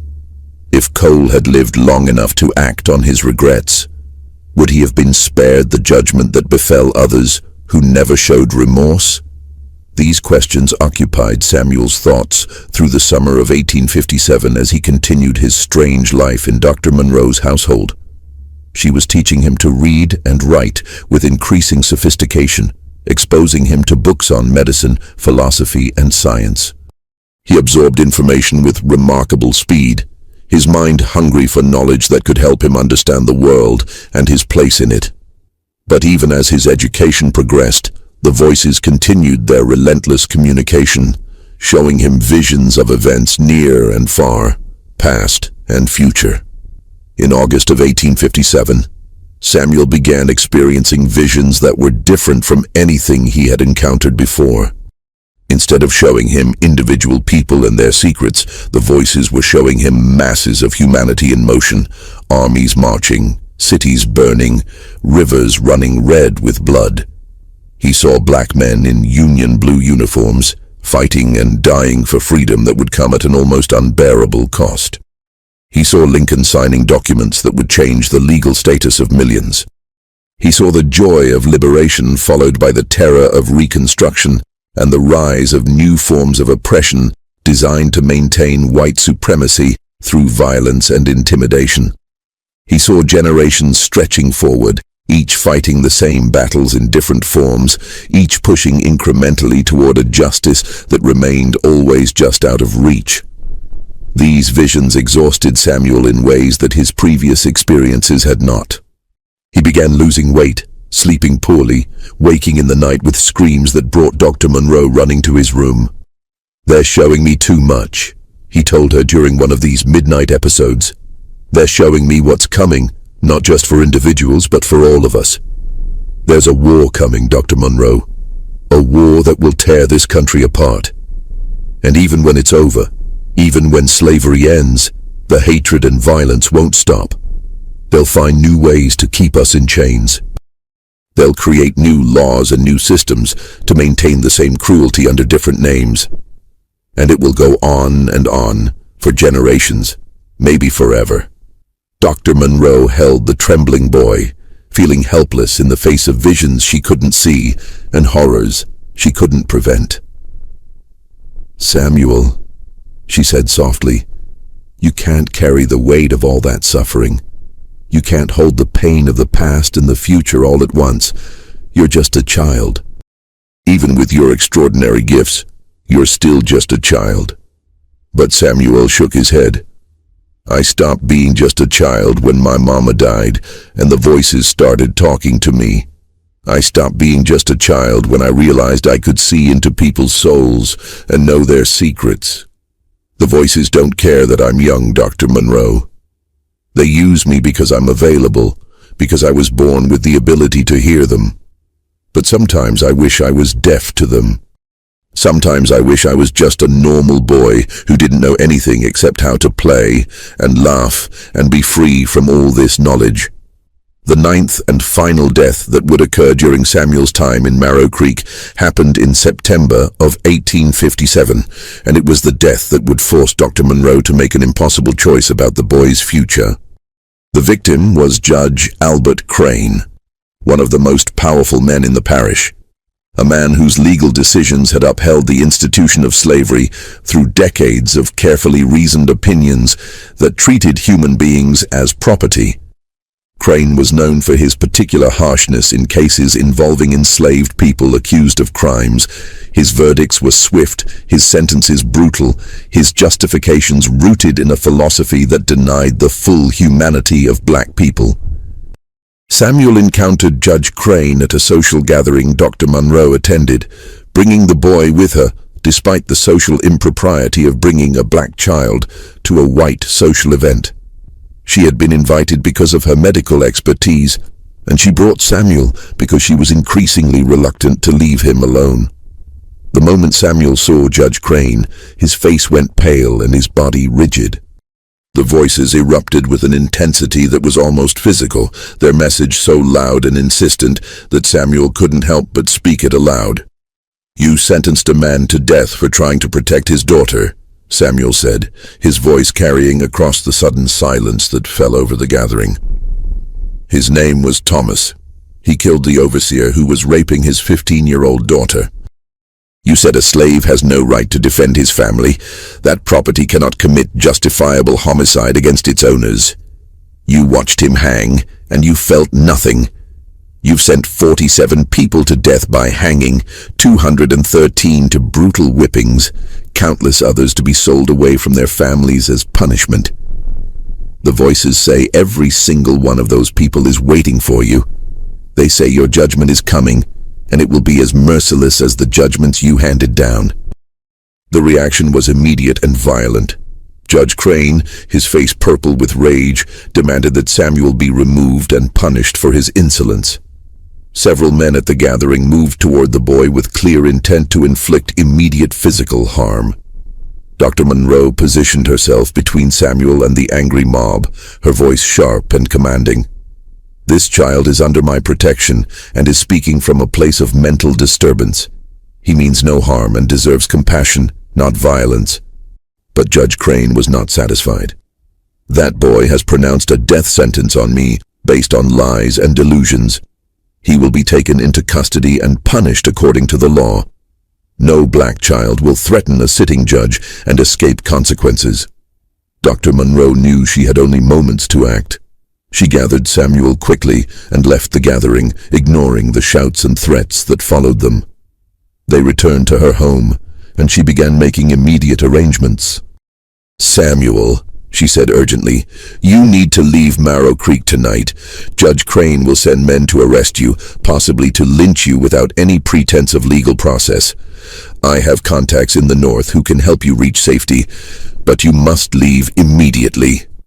Samuel looked at her with those ancient eyes and said quietly, "It doesn't matter if I leave, Dr. Monroe.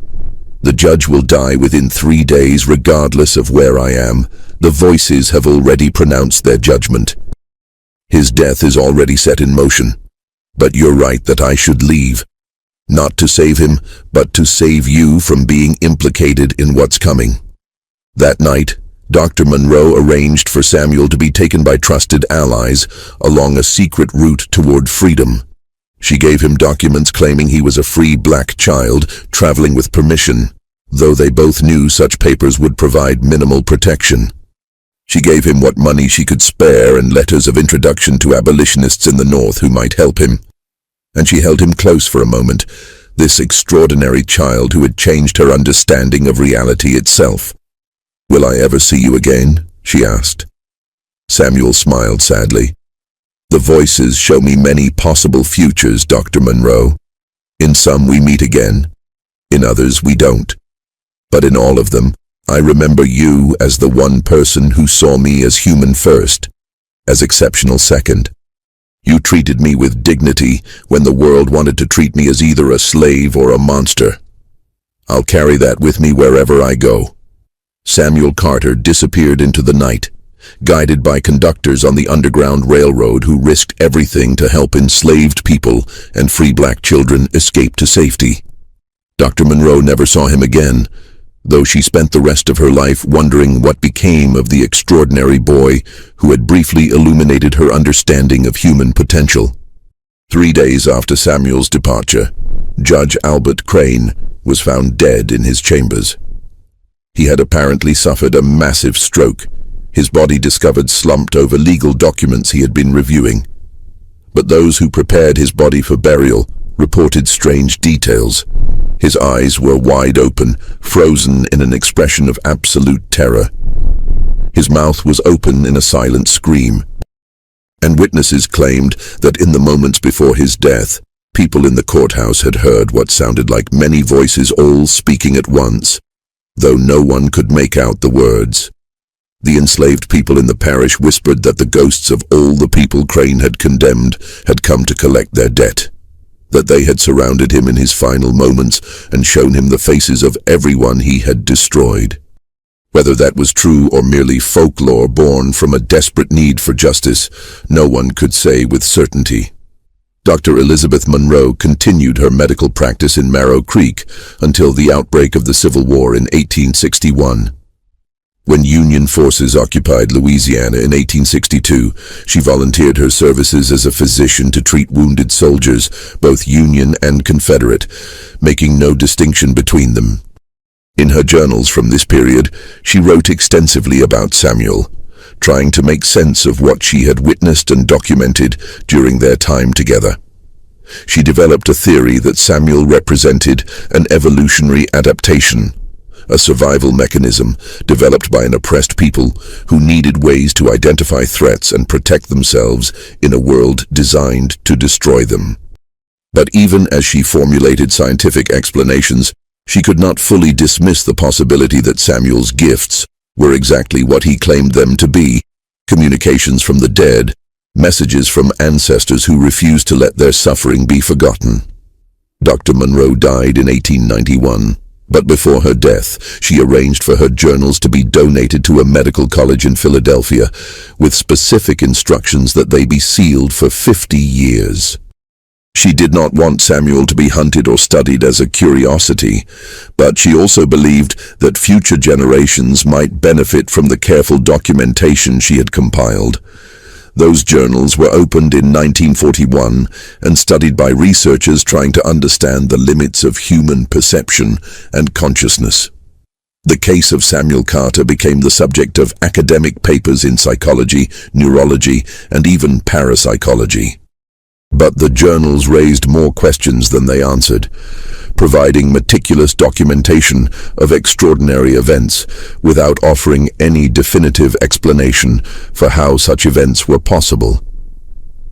As for Samuel Carter himself, his story does not end with his departure from Marrow Creek. Reports of a black boy with uncanny abilities began appearing in northern states in the late 1850s. A child in Pennsylvania who could diagnose illnesses with remarkable accuracy despite no medical training. A young man in Massachusetts who helped locate bodies of murder victims by claiming to hear their voices calling for justice. A teenager in Ohio who worked with the Underground Railroad and seemed to know which conductors could be trusted and which routes were compromised. Whether these were all the same person or whether Samuel's gifts were less unique than Dr. Monroe believed remains unknown. During the Civil War, stories emerged of a black scout working with Union forces who could predict Confederate troop movements and identify spies with supernatural accuracy.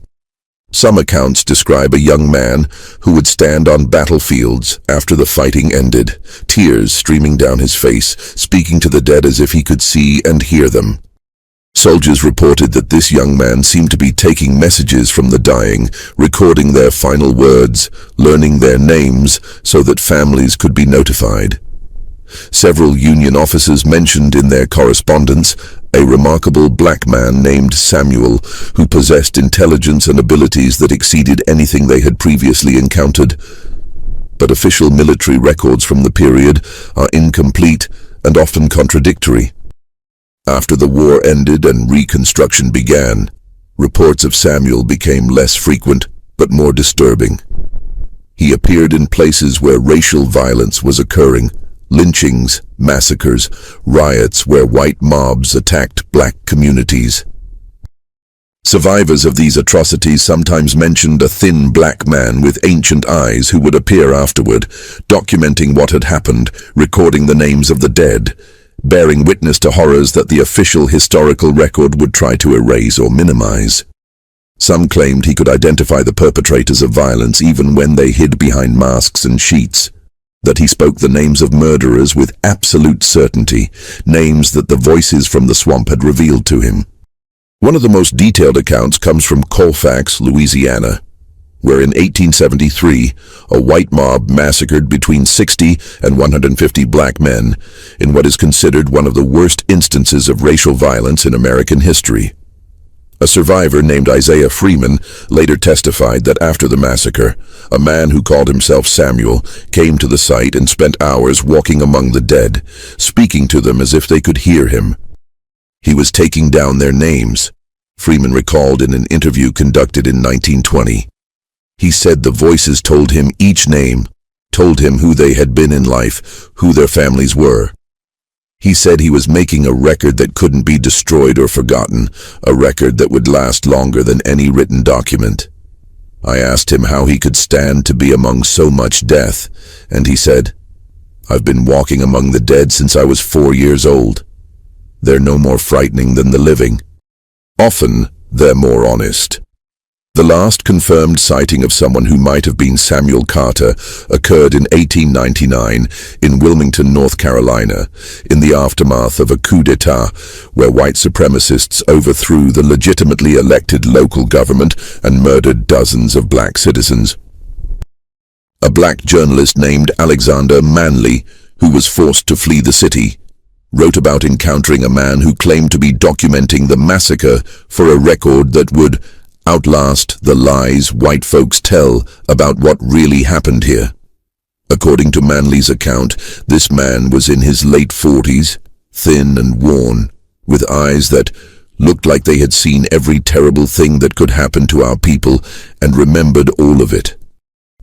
When Manley asked the man his name, he replied, "I've been called many names. Samuel is the one my mother gave me. It means God has heard." I hope she was right about that. After 1899, there are no further documented sightings of Samuel Carter, though his legend persisted in black communities throughout the South. He became a folk figure, a ghost story parents told their children, sometimes as a warning, "Be good or Samuel Carter will know your secrets," sometimes as a source of hope. No matter what they do to us, Samuel Carter writes it all down, and one day there will be a reckoning. Some claimed he had died, finally released from the burden of hearing voices that never stopped speaking. Others insisted he had found a way to silence the voices and live a normal life under a new identity. Still others believed he was still out there somewhere, still walking among the dead, still recording the names and stories of black people whose suffering might otherwise be forgotten. Dr. Monroe's journals end with a reflection written shortly before her death that captures both the mystery and the meaning of Samuel Carter's story. I spent years trying to understand Samuel scientifically, trying to find a rational explanation for abilities that defied rational explanation. But perhaps I was asking the wrong questions. Perhaps the point was never to understand how he did what he did, but rather to recognize what his existence meant. Samuel Carter was proof that black people possessed capabilities and intelligence that the society of his time refused to acknowledge. He was proof that oppression and suffering do not destroy the human spirit, but sometimes refine it into something extraordinary. He was proof that justice, even when denied by human institutions, finds ways to assert itself through unexpected channels. Whether his voices were real or metaphorical, whether his gift was supernatural or simply an expression of human potential we don't yet understand, the result was the same. Truths were revealed, crimes were exposed, and a child who should have been crushed by the weight of slavery instead became a force for accountability and remembrance.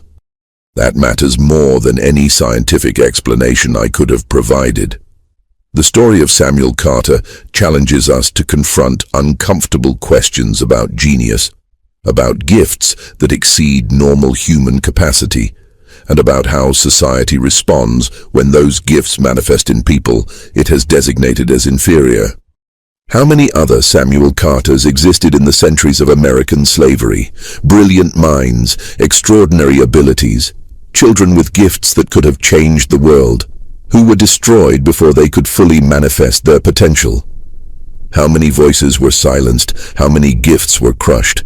How many possibilities were erased by a system designed to deny the full humanity of an entire people?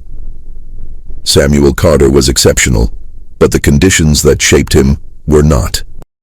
Every black child born into slavery faced the same existential threat, the same denial of basic humanity, the same violent suppression of potential. Samuel survived and found ways to use his gifts because a few people, his mother, Dr. Monroe, the conductors on the Underground Railroad, chose to see him as human first and protected him when they could. But for every Samuel Carter who found protection, thousands of others did not. Their stories are lost, their names forgotten, their gifts never realized because they were born into a system designed to destroy exactly what made them extraordinary. The mystery of Samuel Carter ultimately is not about whether his voices were real or whether he truly possessed supernatural abilities. The mystery is about what it means to be human, to possess gifts and intelligence and potential in a world that denies your right to exist as a full person. The mystery is about how genius survives oppression, how truth finds voice even when speaking truth is dangerous, how justice asserts itself even when every official institution denies it. The mystery is about the countless brilliant black minds that existed in the darkness of slavery and the centuries that followed. Minds that changed their communities in quiet ways even when they couldn't change the larger world.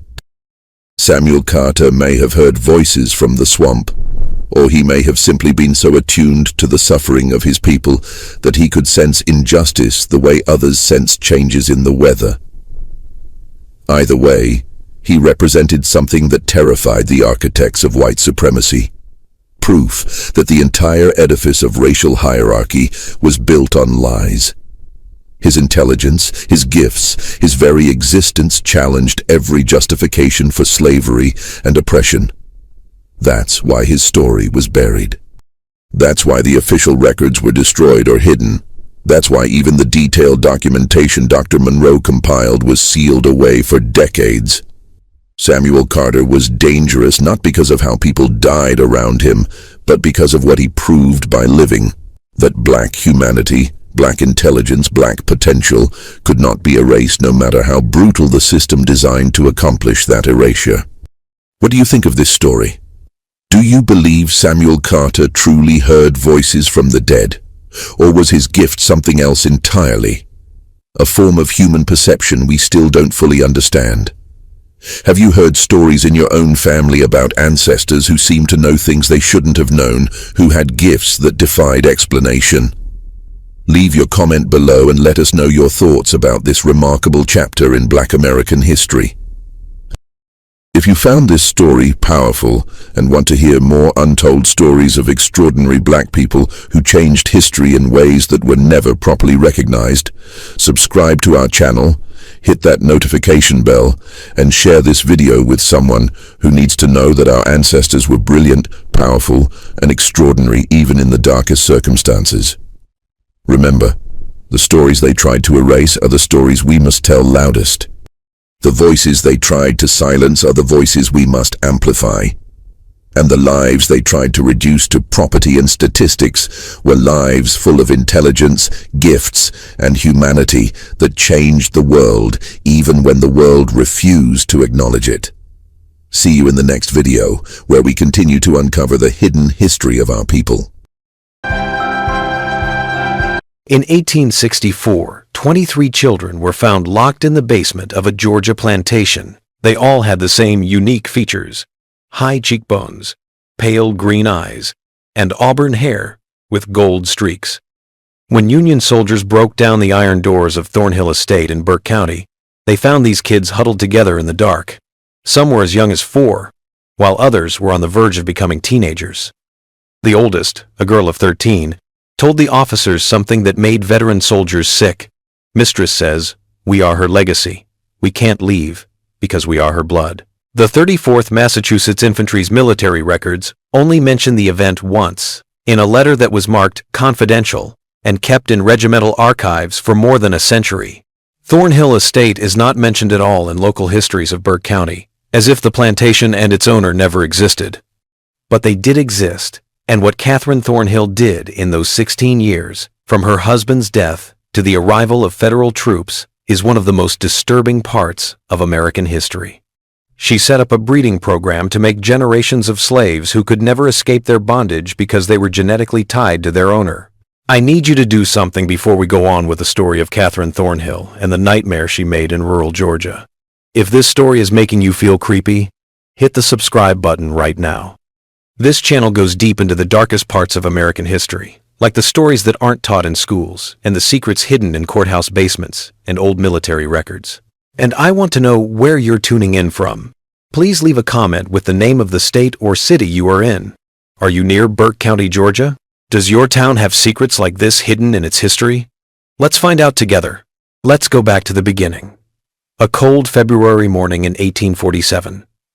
When a young widow inherited a dying plantation and came up with a plan that would haunt Georgia for years to come.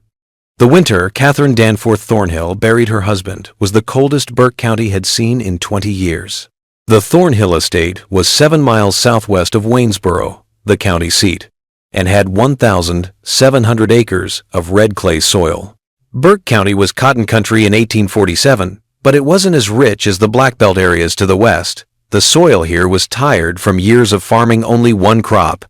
In the 1,820 plantations were doing well, but by the 1,840 they were having a hard time because cotton prices were going down and costs were going up.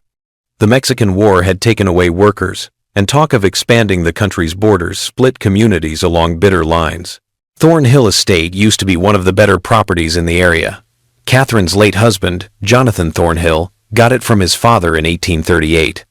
At the time, it had 42 slaves, enough tools, and debt that was easy to pay off. But Jonathan was a bad boss and a big gambler. In February 1847, a winter fever took him, and the estate was already heavily mortgaged. The fields weren't making enough food for the workers, and creditors were circling like vultures. At the age of 28, Catherine lost her husband. Her father, Theodore Danforth, a well-known merchant in Augusta, arranged for her to marry Jonathan when she was 19. The Danforths were old money from Georgia, coming from settlers who came in the 1732s. Catherine had private tutors, spoke French well enough, and had been raised to run a big household. She didn't expect to get a failing plantation with huge debts and a 16-year-old son who looked at her like he hated her. Jonathan's first wife had a son named Richard Thornhill. Jonathan's mother died in 1831 while giving birth to him. 5 years later, he married again. Richard never liked Catherine because he thought she was an intruder who had taken the place of his real mother. He was a moody, bookish boy who spent most of his time in the estate's small library, staying away from both his stepmother and the hard work of running a plantation.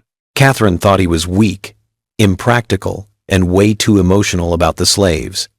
He had once suggested that they should learn to read, which was such a bad idea that Catherine told him never to bring it up again. The plantation itself showed that things were getting worse. The main house was built in the Federal style in 1805. It was 2 stories tall and made of whitewashed brick. There were 6 columns across the front portico.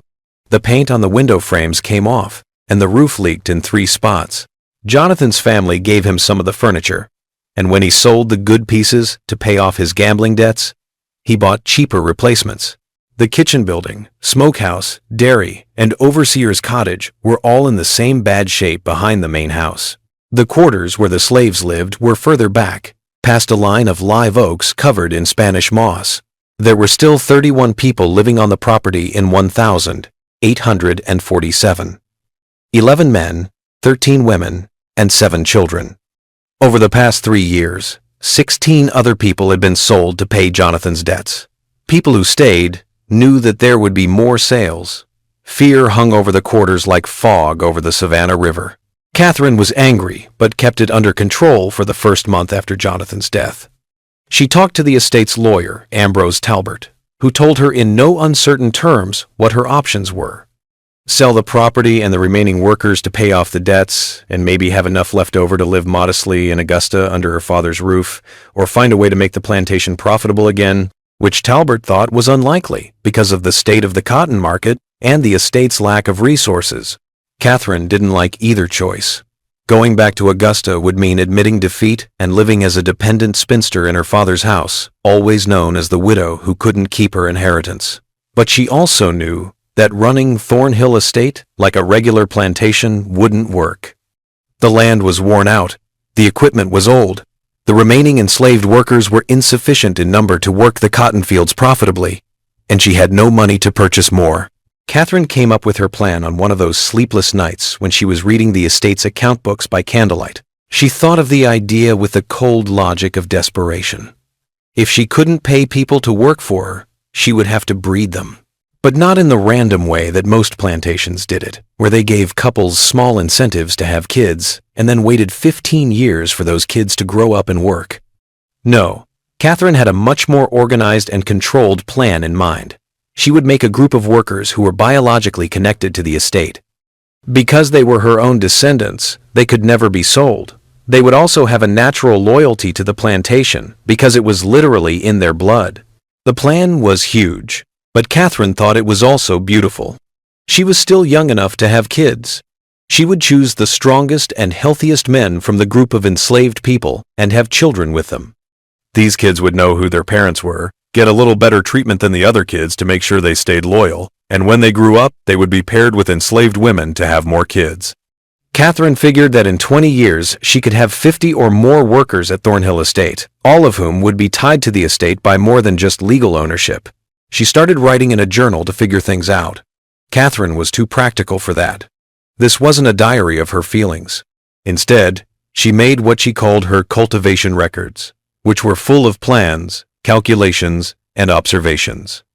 She used a simple substitution cipher to change important words into harmless farming terms. For example, children became seedlings, the men she chose became rootstock, and pregnancies became plantings. The pages of the journal were covered with diagrams that looked like breeding charts. livestock, which is basically what they were. Catherine's first choice was a 4-year-old man named Isaac.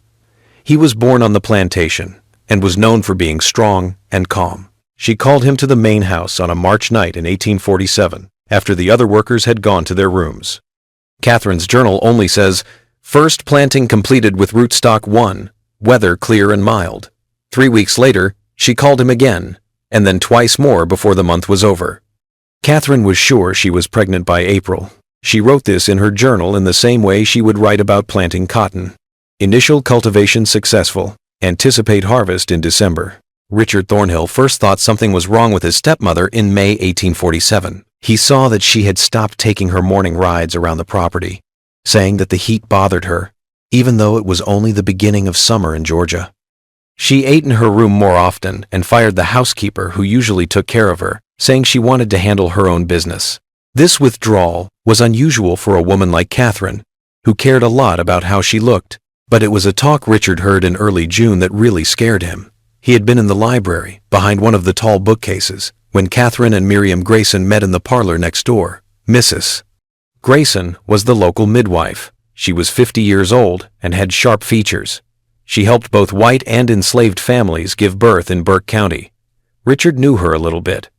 People knew her as a good practitioner, but also as someone who didn't ask many questions and kept secrets completely. "Are you sure about your condition?" Mrs. Grayson asked in a short professional voice. "Very sure," Catherine said. "I should think sometime in early December." "And you said Mr. Thornhill died in February." There was a break. Richard pressed himself against the bookcase and barely breathed.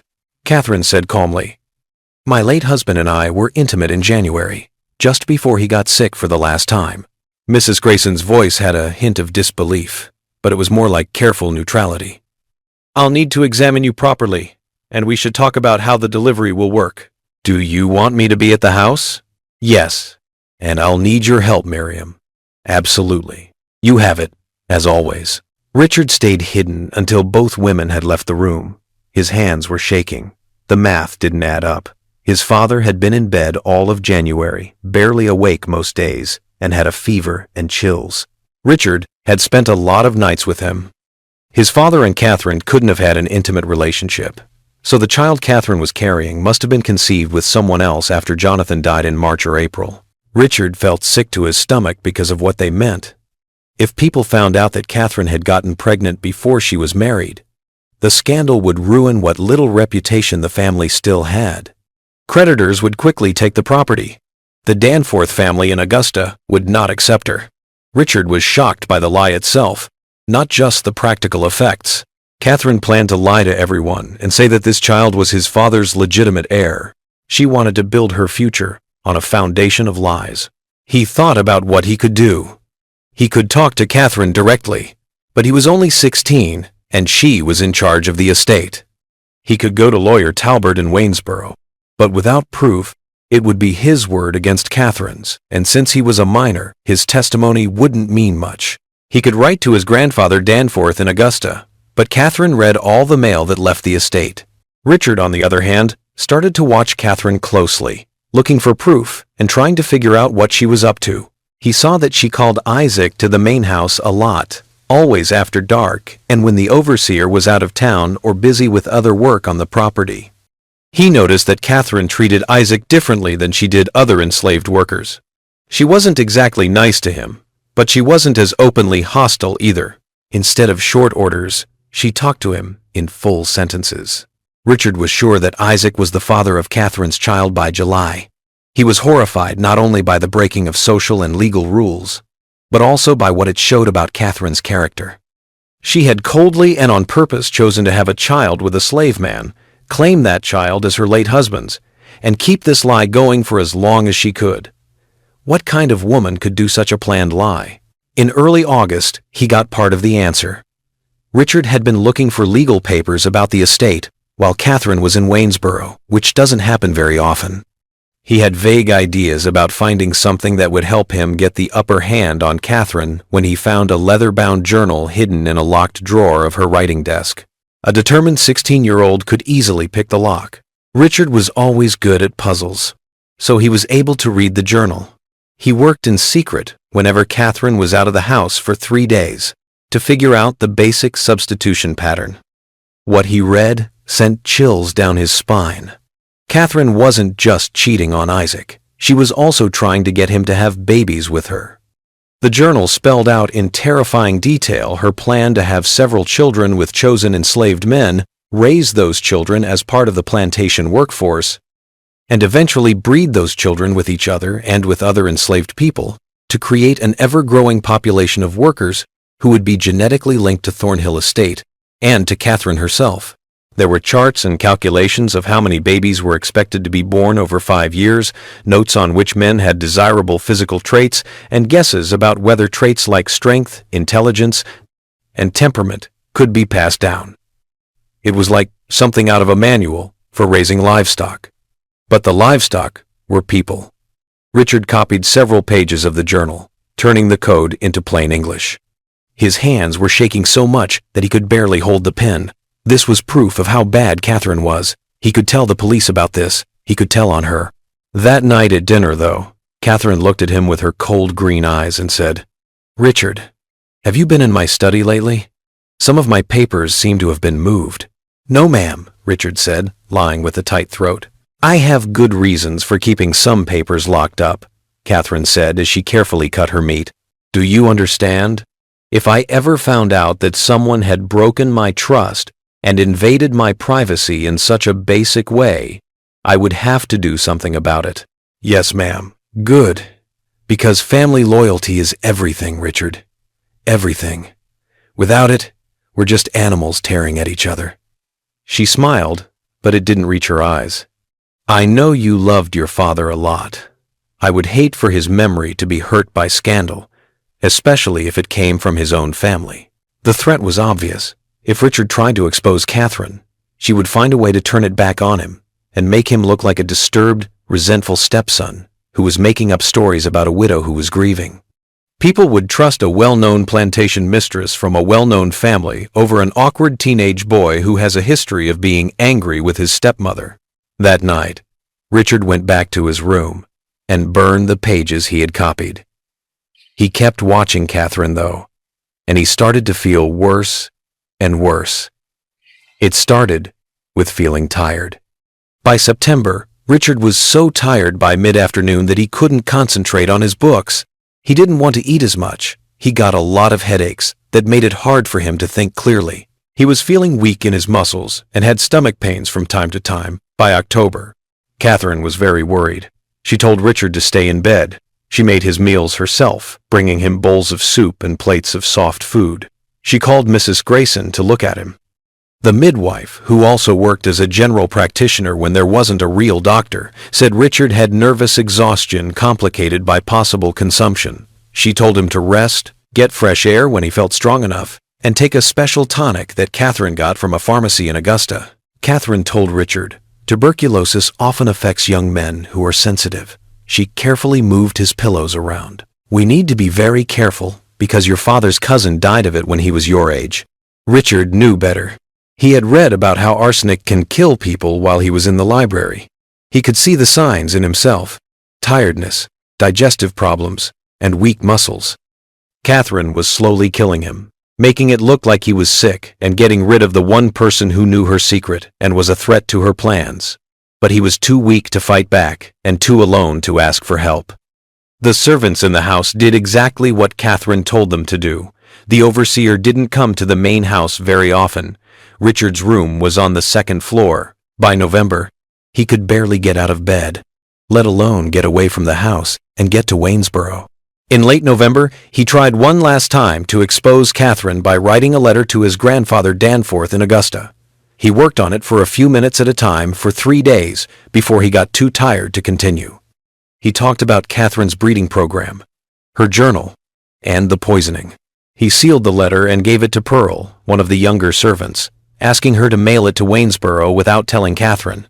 Pearl took the letter, but she also told Catherine, who was scared of what would happen if the mistress found out she had been keeping secrets. Catherine read the letter without showing any emotion and then burned it in front of Richard. "You're very sick, sweetheart," she said softly, almost lovingly. "The fever is messing with your mind. You're seeing things that aren't there.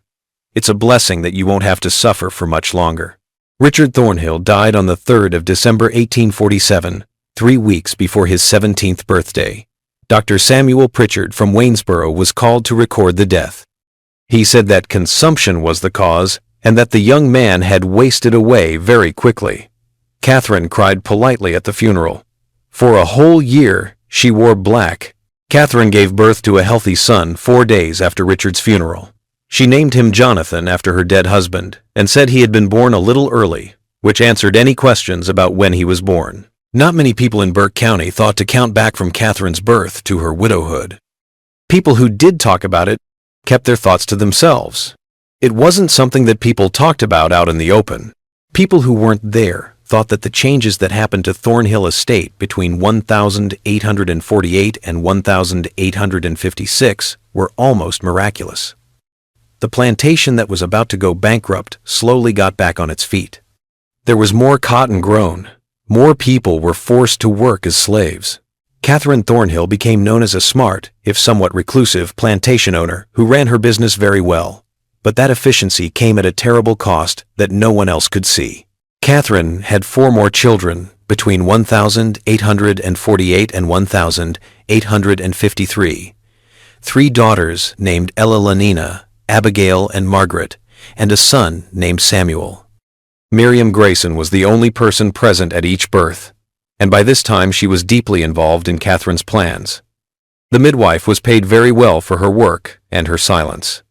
She got regular fees that were much higher than her normal rates, as well as a small cottage on the Thornhill property where she could live without paying rent.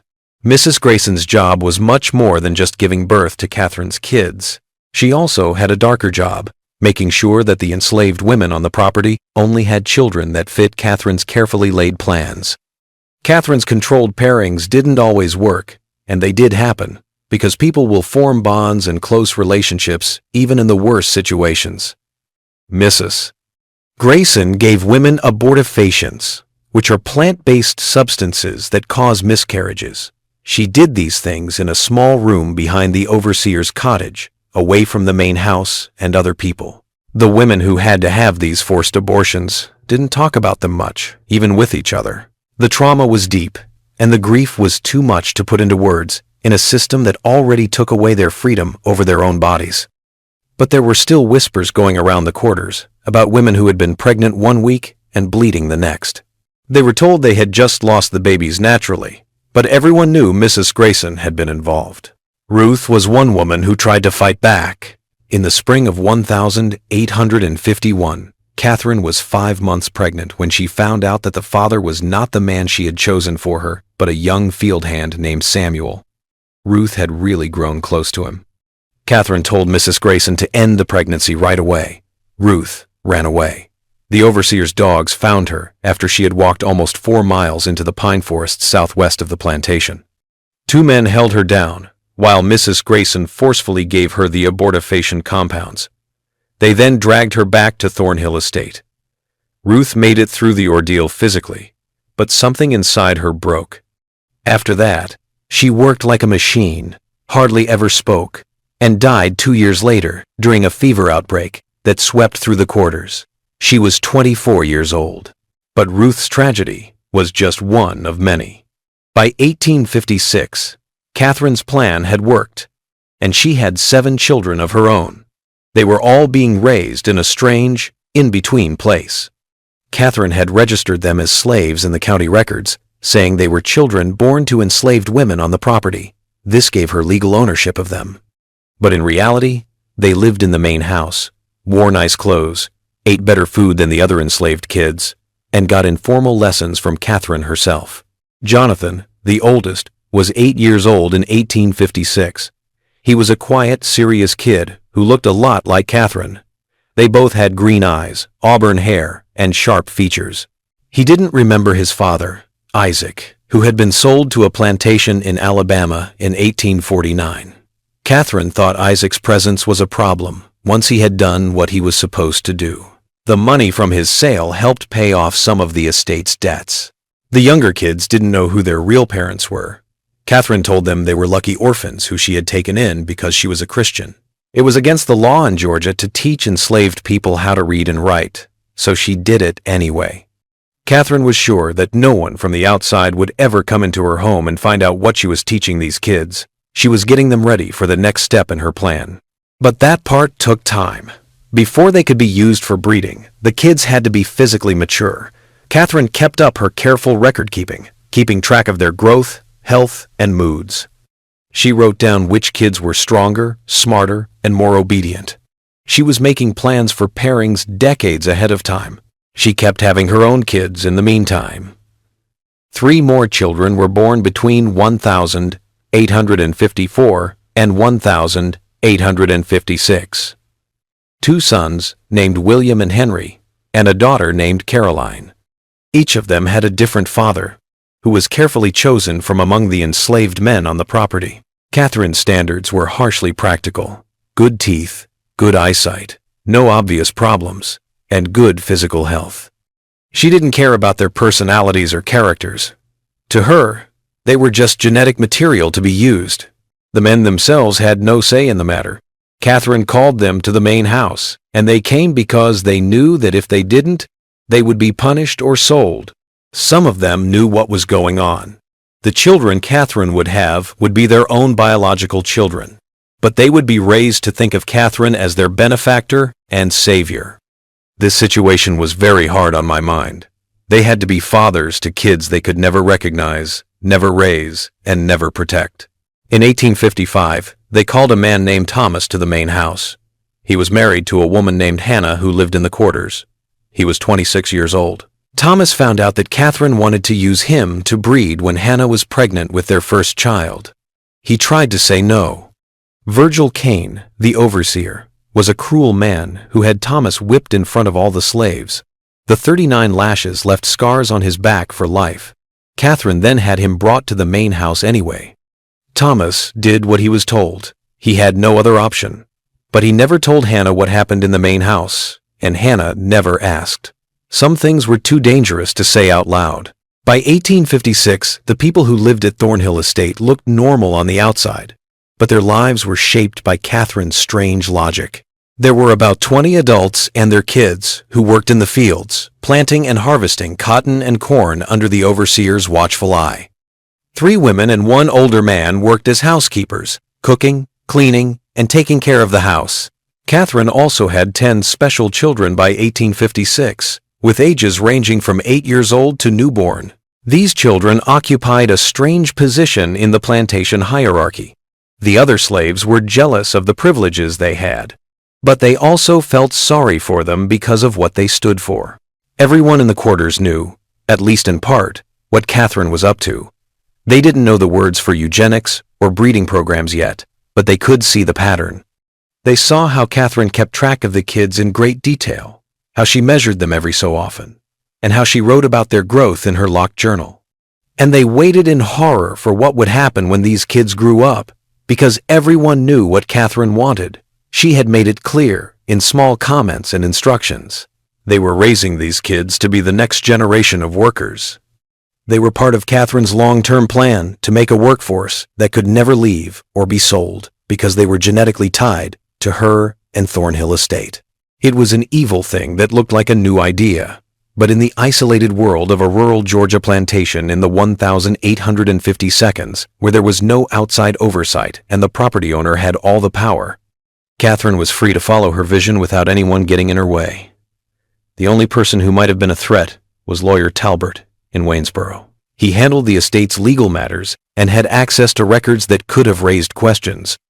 Talbert was a practical man who wanted to make money, and by 1856, Thornhill Estate was starting to make money. The cotton yields were getting better. The number of workers was growing thanks to Catherine's breeding program, which didn't cost anything to set up, and debts were being paid off. Talbert didn't ask any awkward questions because he was happy for Catherine's success. The plantation's isolation helped keep things secret. There was a rough road that was often too icy to drive on in the winter that connected Thornhill Estate to Waynesboro, which was 7 miles away. There weren't many neighbors.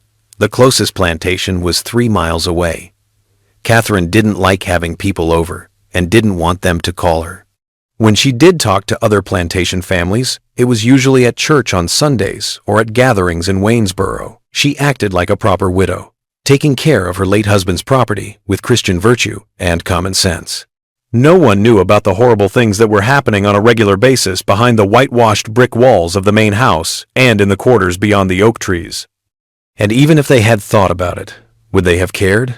This was Georgia in the 1852, a place where people worked as slaves and were treated badly.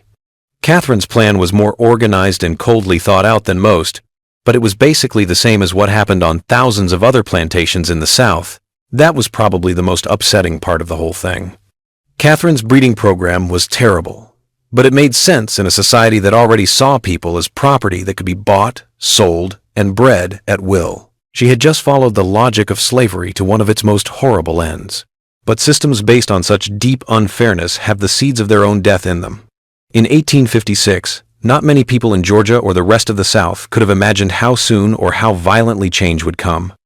In the late 1852, things got worse in Burke County and all of Georgia. The issue of whether slavery should spread to new areas was the most important one in national politics. People at the courthouse in Waynesboro talked about the violence in Kansas Territory, where pro-slavery and anti-slavery settlers were literally killing each other. The election of James Buchanan as president in 1856 did not help to settle the country's deep-seated problems. Catherine didn't care much about politics. She kept her mind on Thornhill Estate and her long-term plan. By 1859, her oldest kids were almost teenagers. Jonathan was 11, Elena was 10, and Abigail was 9. Catherine's plan included a breeding phase, but the girls were still too young for that. She was already making plans and picking which of the enslaved young women would be good partners when the time came. Catherine built what she called the Heritage Room, in a part of the mansion's east wing that had not been used before. She told the people who worked in the house that it would be a place to keep family records and keepsakes. It was really a shrine to her breeding program. There were no windows in the room, and oil lamps lit it. There were shelves on the walls and a big table in the middle. Catherine kept her coded journals on the shelves.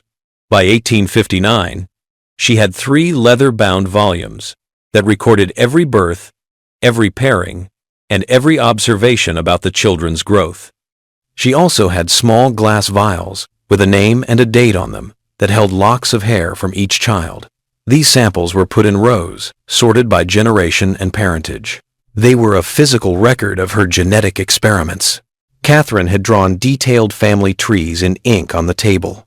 They didn't show real family ties, but the pairings she wanted to make for future generations. There were lines connecting names, with notes about what would happen: strong constitution, good teeth, intelligent, compliant temperament. It looked like breeding charts for show dogs or racehorses, but the names were human.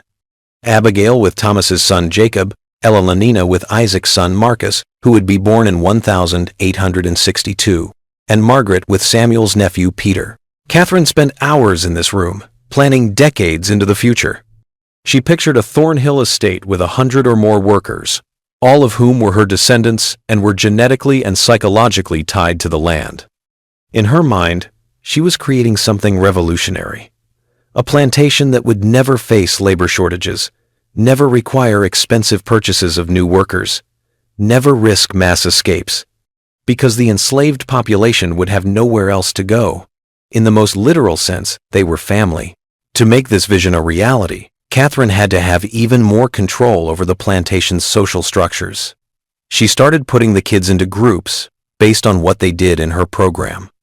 The special kids, who were her own biological children, still lived in or near the main house. The other enslaved kids were kept away from the house. They slept in the quarters and worked in the fields as soon as they were old enough. But Catherine also needed these other kids. They were needed for the genetic mixing she had in mind. So she set up a system of subtle manipulation, giving families small benefits for going along with their pairings, and threatening to break them up and sell them if they didn't. The mental stress was huge and never-ending. Violet, a mother of 3, was in a situation that seemed impossible. Catherine decided in 1860 that Violet's oldest daughter, Sarah, who was 14 years old at the time, should be matched with one of the older field hands, a man named Elijah, who was in his 30s. Sarah was scared because she was still a child, and Elijah was old enough to be her father. Violet begged Catherine to wait and give Sarah more time. Catherine's answer was cold. "You have 2 younger daughters, Violet. Would you rather I sell them to settle this matter, or will Sarah do her duty to this estate and to you?" That fall, Sarah and Elijah were paired up. 9 months later, she had a daughter, but she died from problems that arose during the delivery. She was 15 years old. Violet never got over the loss. She kept working without talking to anyone, and in 1862 she walked into the Savannah River and drowned. But people who weren't there couldn't see the tragedies that happened to Sarah and Violet. When people did come to Thornhill Estate, which was rare, they saw a well-run plantation with neat fields, a big house, and workers who looked like they were getting enough food and shelter. The horror was well hidden, buried in the quarters, locked up in the heritage room, and coded into Catherine's journals. But then came 1860, and everything changed. Abraham Lincoln won the election for president. In December, South Carolina left the Union. In January 1861, Georgia followed suit. At the secession convention in Milledgeville, delegates voted 208 to 89 to leave the United States and join the Confederate States of America. The war started in April when Fort Sumter was attacked. At first, a lot of people in Georgia thought the war would only last a few months or a year, and then the Confederacy would be free. But the war went on. Through 1861, 1862, and 1863. Young men from Burke County went to fight in Virginia and Tennessee. Some came back in coffins, while others never came back. Catherine's plans were affected by the war in ways she hadn't expected. Virgil Kane, the overseer, joined the Confederate Army in 1861 and died at Shiloh in April 1862. It was hard to find a replacement because most of the able-bodied white men were away at war. Catherine finally hired an old man named Silas Kendrick, who was too old to serve in the military. Kendrick was less cruel than Kane, but he was also less good at keeping order and discipline. The slaves at Thornhill Estate started to feel the changes in power. There were whispers of Union victories, rumors that Lincoln had issued a proclamation freeing enslaved people in Confederate territory, and speculation about what would happen if the Yankees came south. These rumors spread through the slave networks that connected plantations across Georgia. Catherine did her best to keep things under control. She kept the slaves on the plantation and wouldn't let anyone leave, even to visit family on nearby farms. To make it less tempting for them to run away, she raised the rations a little bit and sped up her breeding program, putting some of the kids in pairs earlier than she had planned. Her oldest son, Jonathan, turned 15 inches, December 1862. Catherine thought he was ready. She had chosen a 16-year-old girl named Rachel, the daughter of one of the field workers. Rachel had no control over the situation. Catherine set up a fake wedding for Jonathan and Rachel in February 1863. She did it herself in the main house. It was just a show of respectability for the breeding pair, and it had no legal standing. Jonathan, who had been raised in isolation from the other enslaved people and taught to think of Catherine as his benefactor, accepted this arrangement without question. He didn't know what had happened to him. He didn't know that Catherine was his real mother, and he didn't understand how wrong everything was. Rachel, who had been hurt so badly that she couldn't speak, said nothing. But some people in the quarters were watching. They saw Catherine putting these special children, the ones she had raised in the main house, with the other enslaved kids. They knew that this was the next step in Catherine's long-term plans, and a quiet, desperate anger started to grow in the quarters. This anger had nowhere to go until things finally changed in their favor. Burke County got terrible news in the spring of 1863. The Confederates were losing more and more. After the fall of Vicksburg in July, the Union Army took over the Mississippi River. Lee's invasion of Pennsylvania ended badly at Gettysburg. There were fewer and fewer food, cloth, and basic supplies, which made life harder for everyone, even white plantation families. As Catherine made the slaves' lives even harder by giving them less of everything, conditions got even worse. But something else was going on at Thornhill Estate that Catherine tried her best to keep secret from the outside world. The children she had been raising and breeding were starting to realize who their real parents were. It all started with Ella Lanena, Catherine's second daughter, who is now 14 years old. She had always been the most observant of Catherine's kids, and the one who asked the most awkward questions. Eleanor found one of Catherine's coded journals that she had carelessly left unlocked while helping her organize papers in the study in May 1863. Catherine taught Ella Lanena how to read. She was smart, curious, and bored with the few books she could find in the house. She was interested in the journal's code. She worked on it in secret for 3 weeks, just like Richard had done 16 years before, slowly figuring out the substitution pattern. What she found changed everything she thought she knew about her life. The journal entry about her conception said, "Second planting with rootstock 2, Thomas, age 21. Excellent physical specimen. Strong back, good teeth. Weather, warm and humid. Anticipate harvest in late October 1848. Ella Lanena read the entry over and over, her hands shaking. Rootstock 2, Thomas. She knew Thomas. He was one of the field hands, a quiet man in his 30s who never looked anyone in the eye. He was her dad. Catherine was her mom. She wasn't an orphan who was raised out of kindness. Catherine had planned to breed her, and she was the result. Ella Lanena's mind was full of the implications. If this was true for her, it was also true for Jonathan, Abigail, and all the other kids Catherine had brought into the main house. They were Catherine's real children, born to enslaved men, and they had been lied to their whole lives. The journal also told Catherine what she wanted to do with their lives. Eleanor read the notes about pairings, expected children, and how to make a workforce that could support itself. There was a line connecting her name to Marcus, Isaac's son, who was supposed to be born in 1862. Eleanor was supposed to marry him in 1865. Eleanor felt sick to her stomach.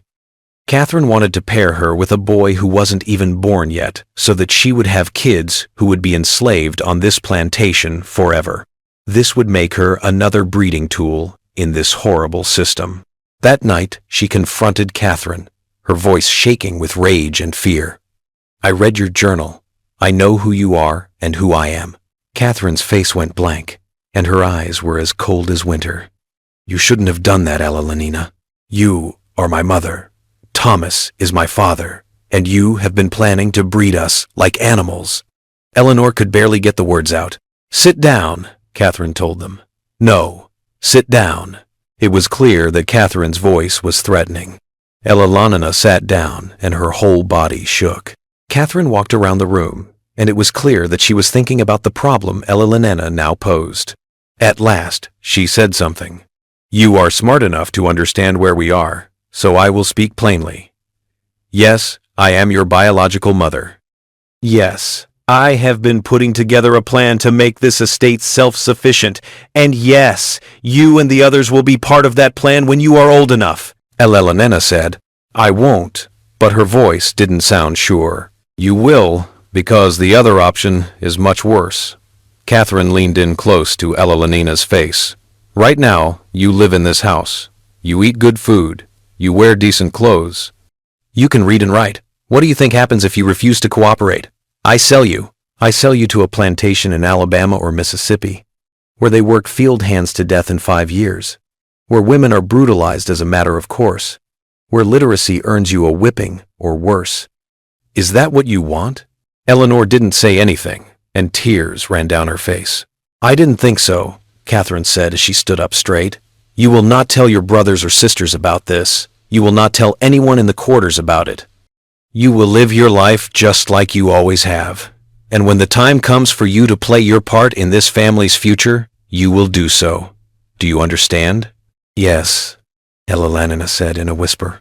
But Catherine had made a big mistake by telling the truth without properly controlling the information. Ella Lanena did talk to other people, but not right away. It took time and care. She told Jonathan first, showing him the journal entries she had written down. Elena and Jonathan reacted in different ways. Catherine had brainwashed him so completely and cut him off from any other way of looking at the world that he couldn't see what was wrong with her plan. She made our lives better, Jonathan said, not understanding why Eleanor was so angry. We could have been working in the fields, but instead we're here. We're property, Jonathan. We're slaves. Our own mother made us slaves.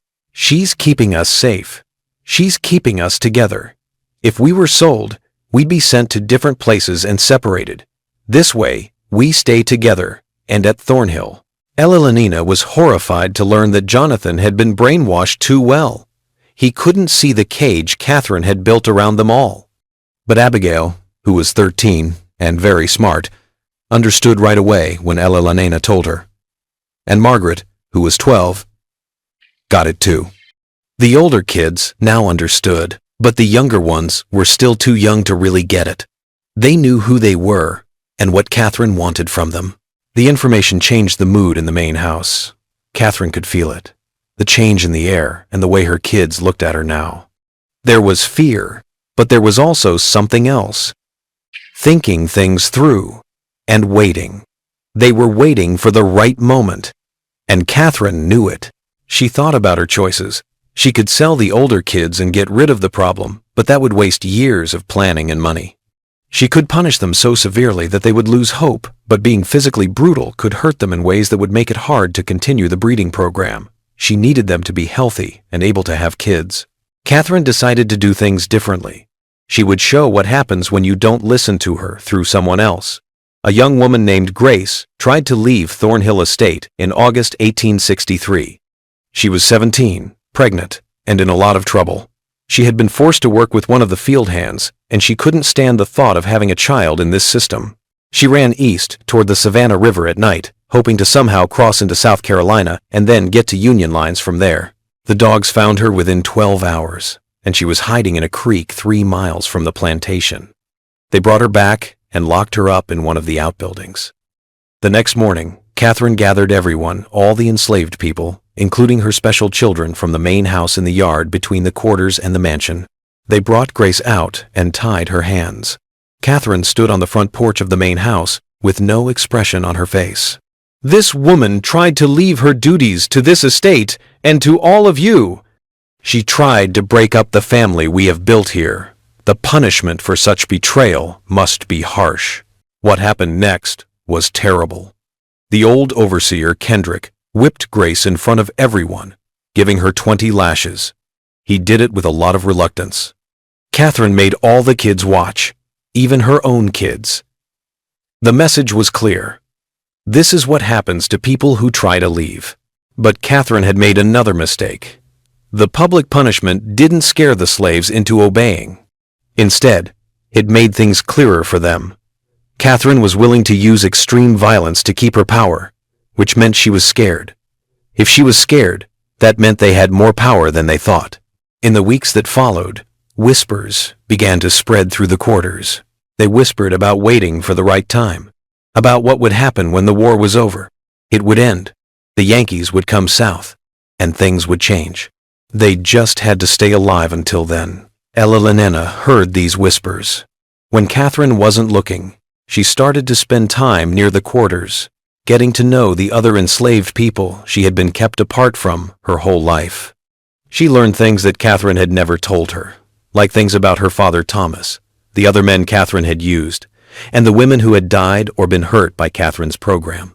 One night in October, Elena met some of the older enslaved women in the woods outside the quarters. They were in a circle, in the dark, talking in low voices. Hope, a woman in her 40s, looked at Elena with a mix of pity and respect. Hope said softly, "Your mama thinks she made something special here.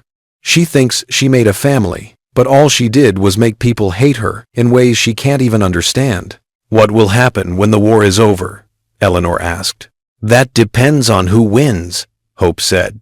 "We're free if the Yankees win. If the Confederates win, things stay the same or get worse. But either way, your mom can't keep doing what she's been doing. Too many people know. Too many people are angry. Something has to break." What if we made it break?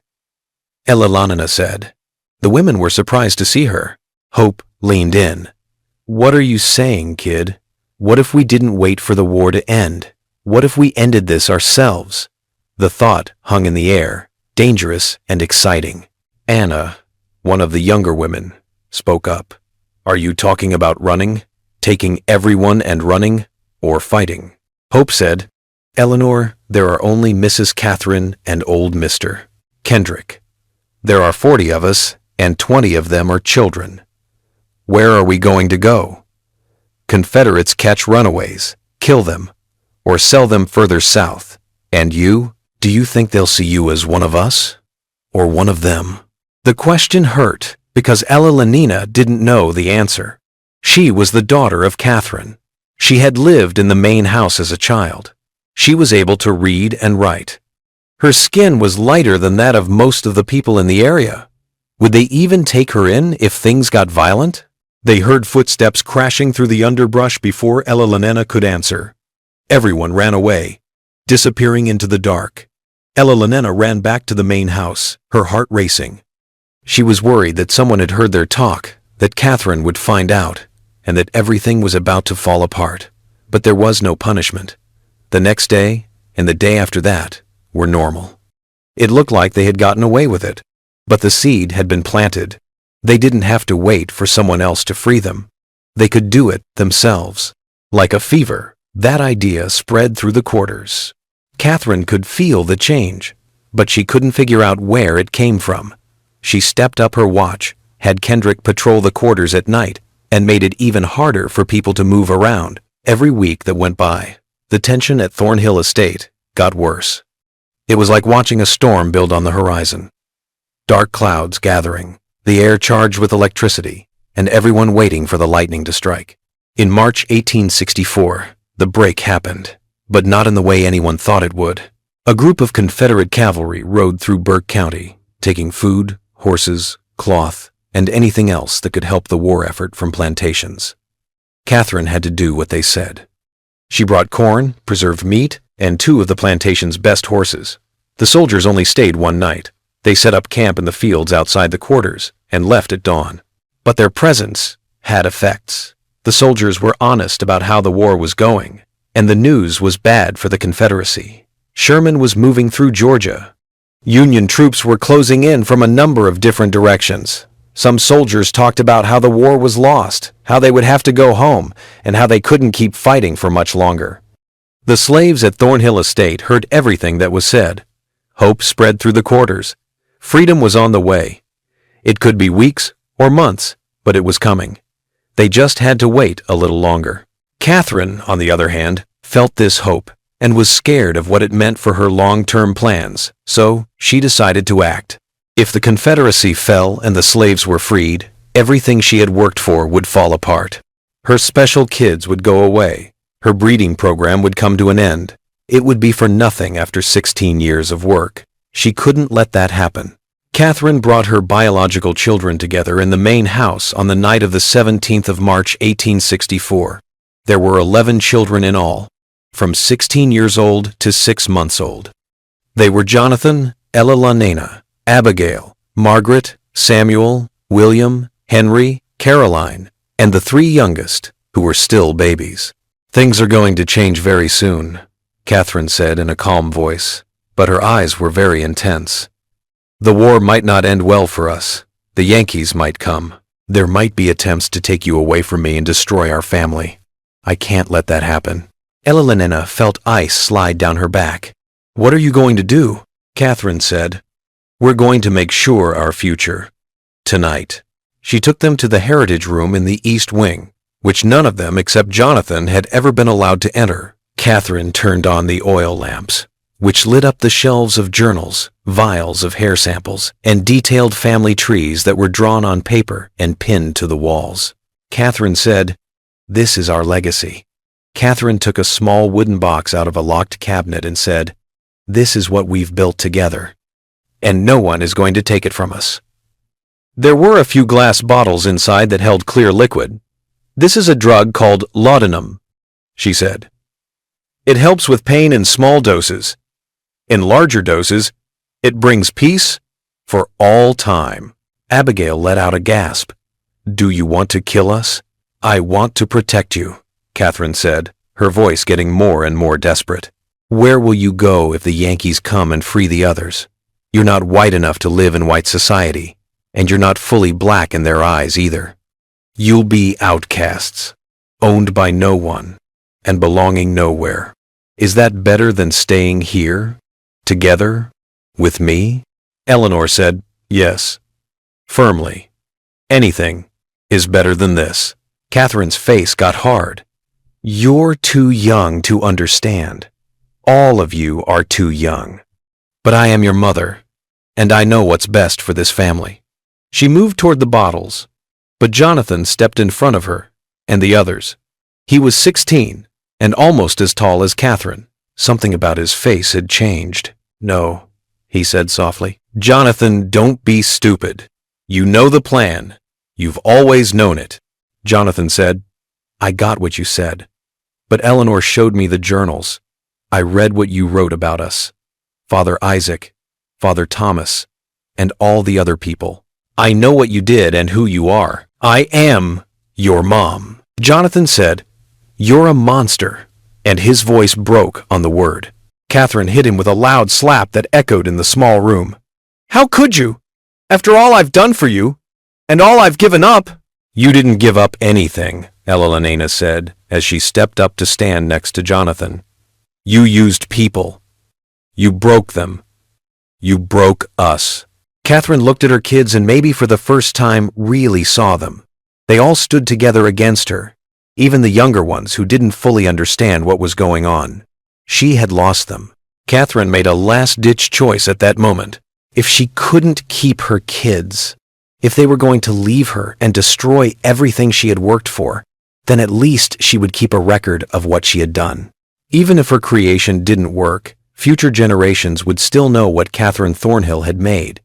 She held the journals, charts, and vials of hair samples close to her chest. You think you can get away from me? You think you can act like none of this happened? These records will last. They'll show what I built here. They'll show I was right. She pushed past her kids and ran away, taking the proof of her crimes with her. Jonathan and Elena ran after her, but Catherine was faster because she was so full of energy. She ran through the main house, out the front door, across the yard, and into the quarters. What happened next depended on who you asked. Later, several testimonies would disagree with each other, as each person remembered the events in their own way, based on their own trauma and point of view. Catherine definitely made it to the quarters with her journals and specimens. One thing is for sure. The enslaved people, who had been stirred up by the noise, came out of their cabins to see the mistress who had tortured them for 16 years, running toward them in the dark, holding proof of her crimes. Someone, maybe Hope, maybe one of the men, or maybe a few people at once, made the decision that this was the time. This was the end. That night, Catherine Thornhill went missing. People found her journals in the mud outside her quarters, with pages ripped and dirty.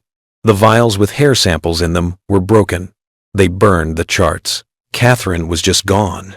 Jonathan and Elena got to the quarters a few minutes after their mother and found a mess. People were yelling, running in different directions, and the smell of smoke from a fire that someone had set to burn Catherine's papers filled the air.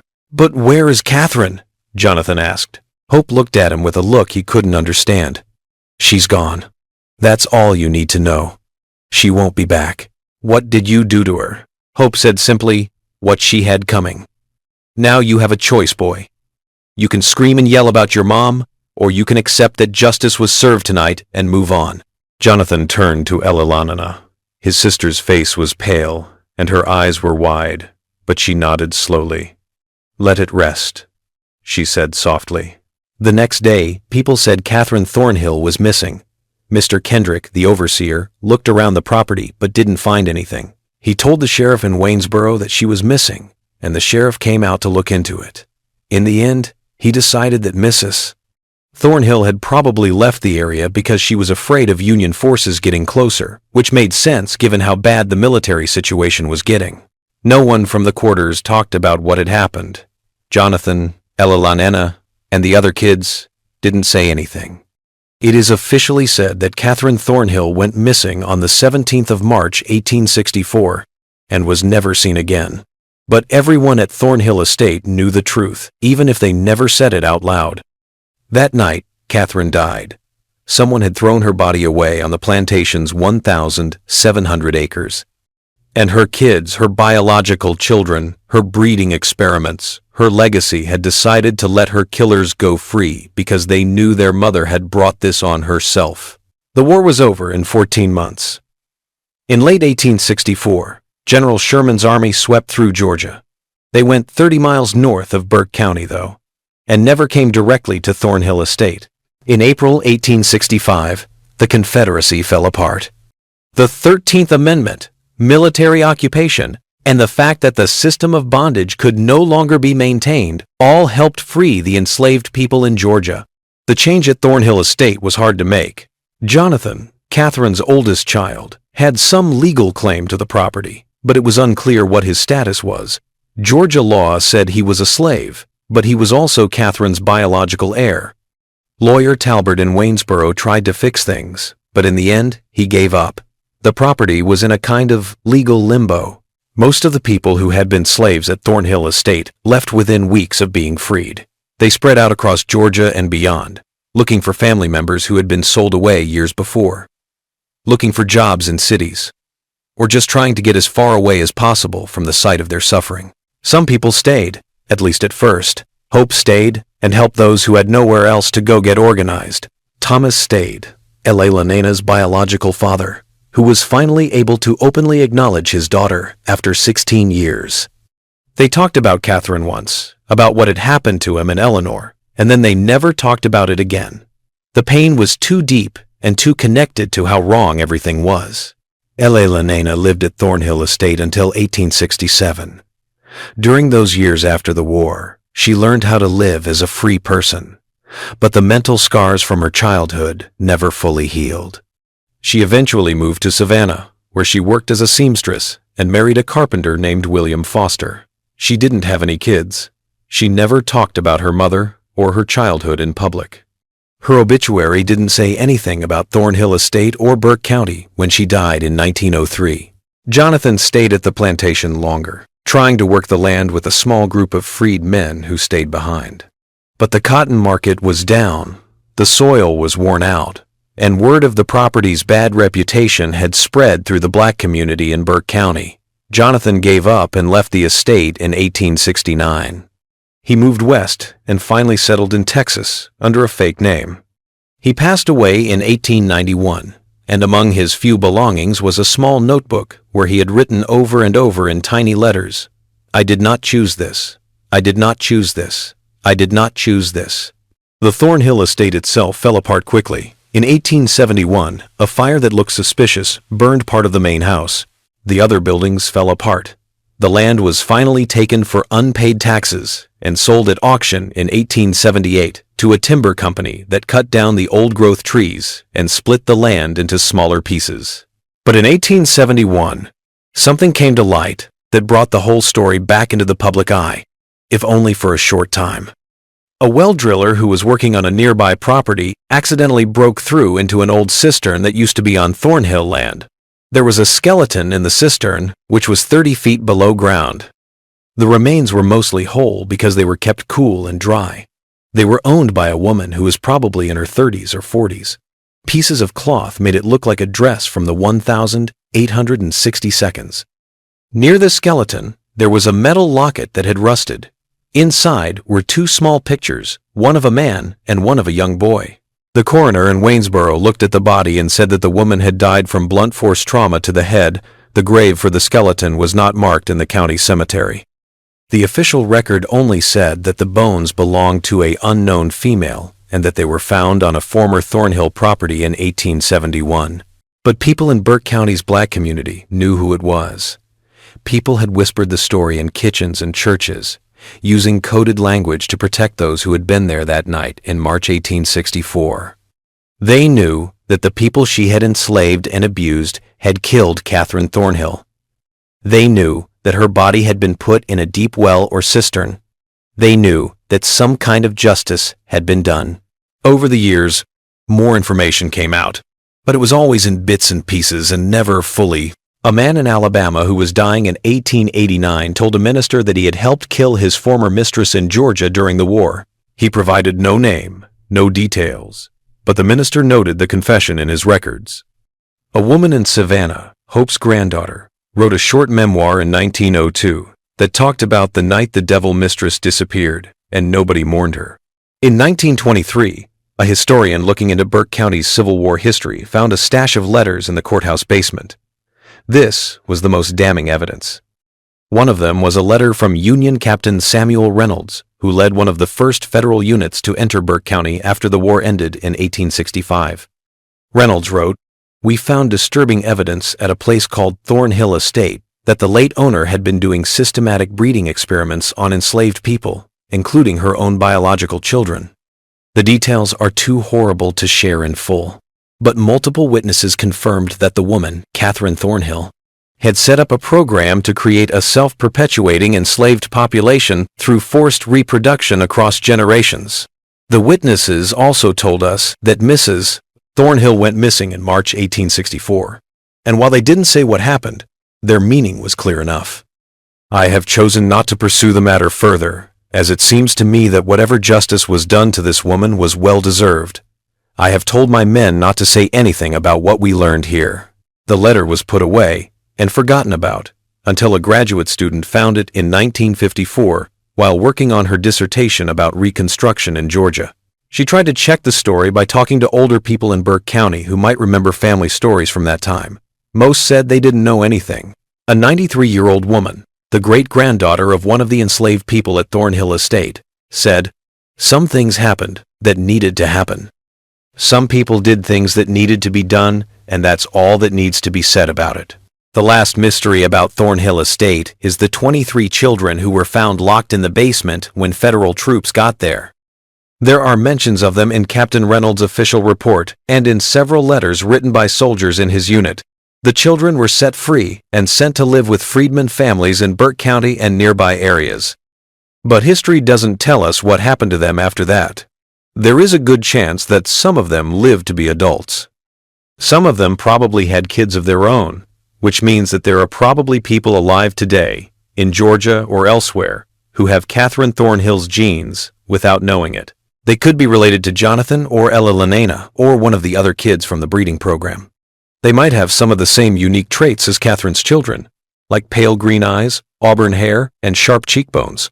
They would never know that their ancestor built her legacy on one of the most planned systems of abuse and exploitation in American history. They would never know they exist because a woman chose to treat people like animals and build a dynasty on forced reproduction and genetic control. They would never know that their great-great-great-grandmother's body is buried in an unmarked grave in Burke County. The people she hurt put it there, and we will never know their names because they kept each other's secrets, even when they were free. Today, Thornhill Estate is just fields and woods. The county does not have a historical marker. There aren't any books about Burke County history that go into detail about the plantation. You can still see the house's foundation if you know where to look. It's buried under years of leaves and undergrowth. The old well where Catherine's body was hidden has been gone for a long time and is now full of dirt. But the story lives on, passed down through word of mouth in Burke County's black community, whispered in genealogy circles, and hinted at in academic papers about slavery and eugenics. It stays because it shows something true and horrible about American history.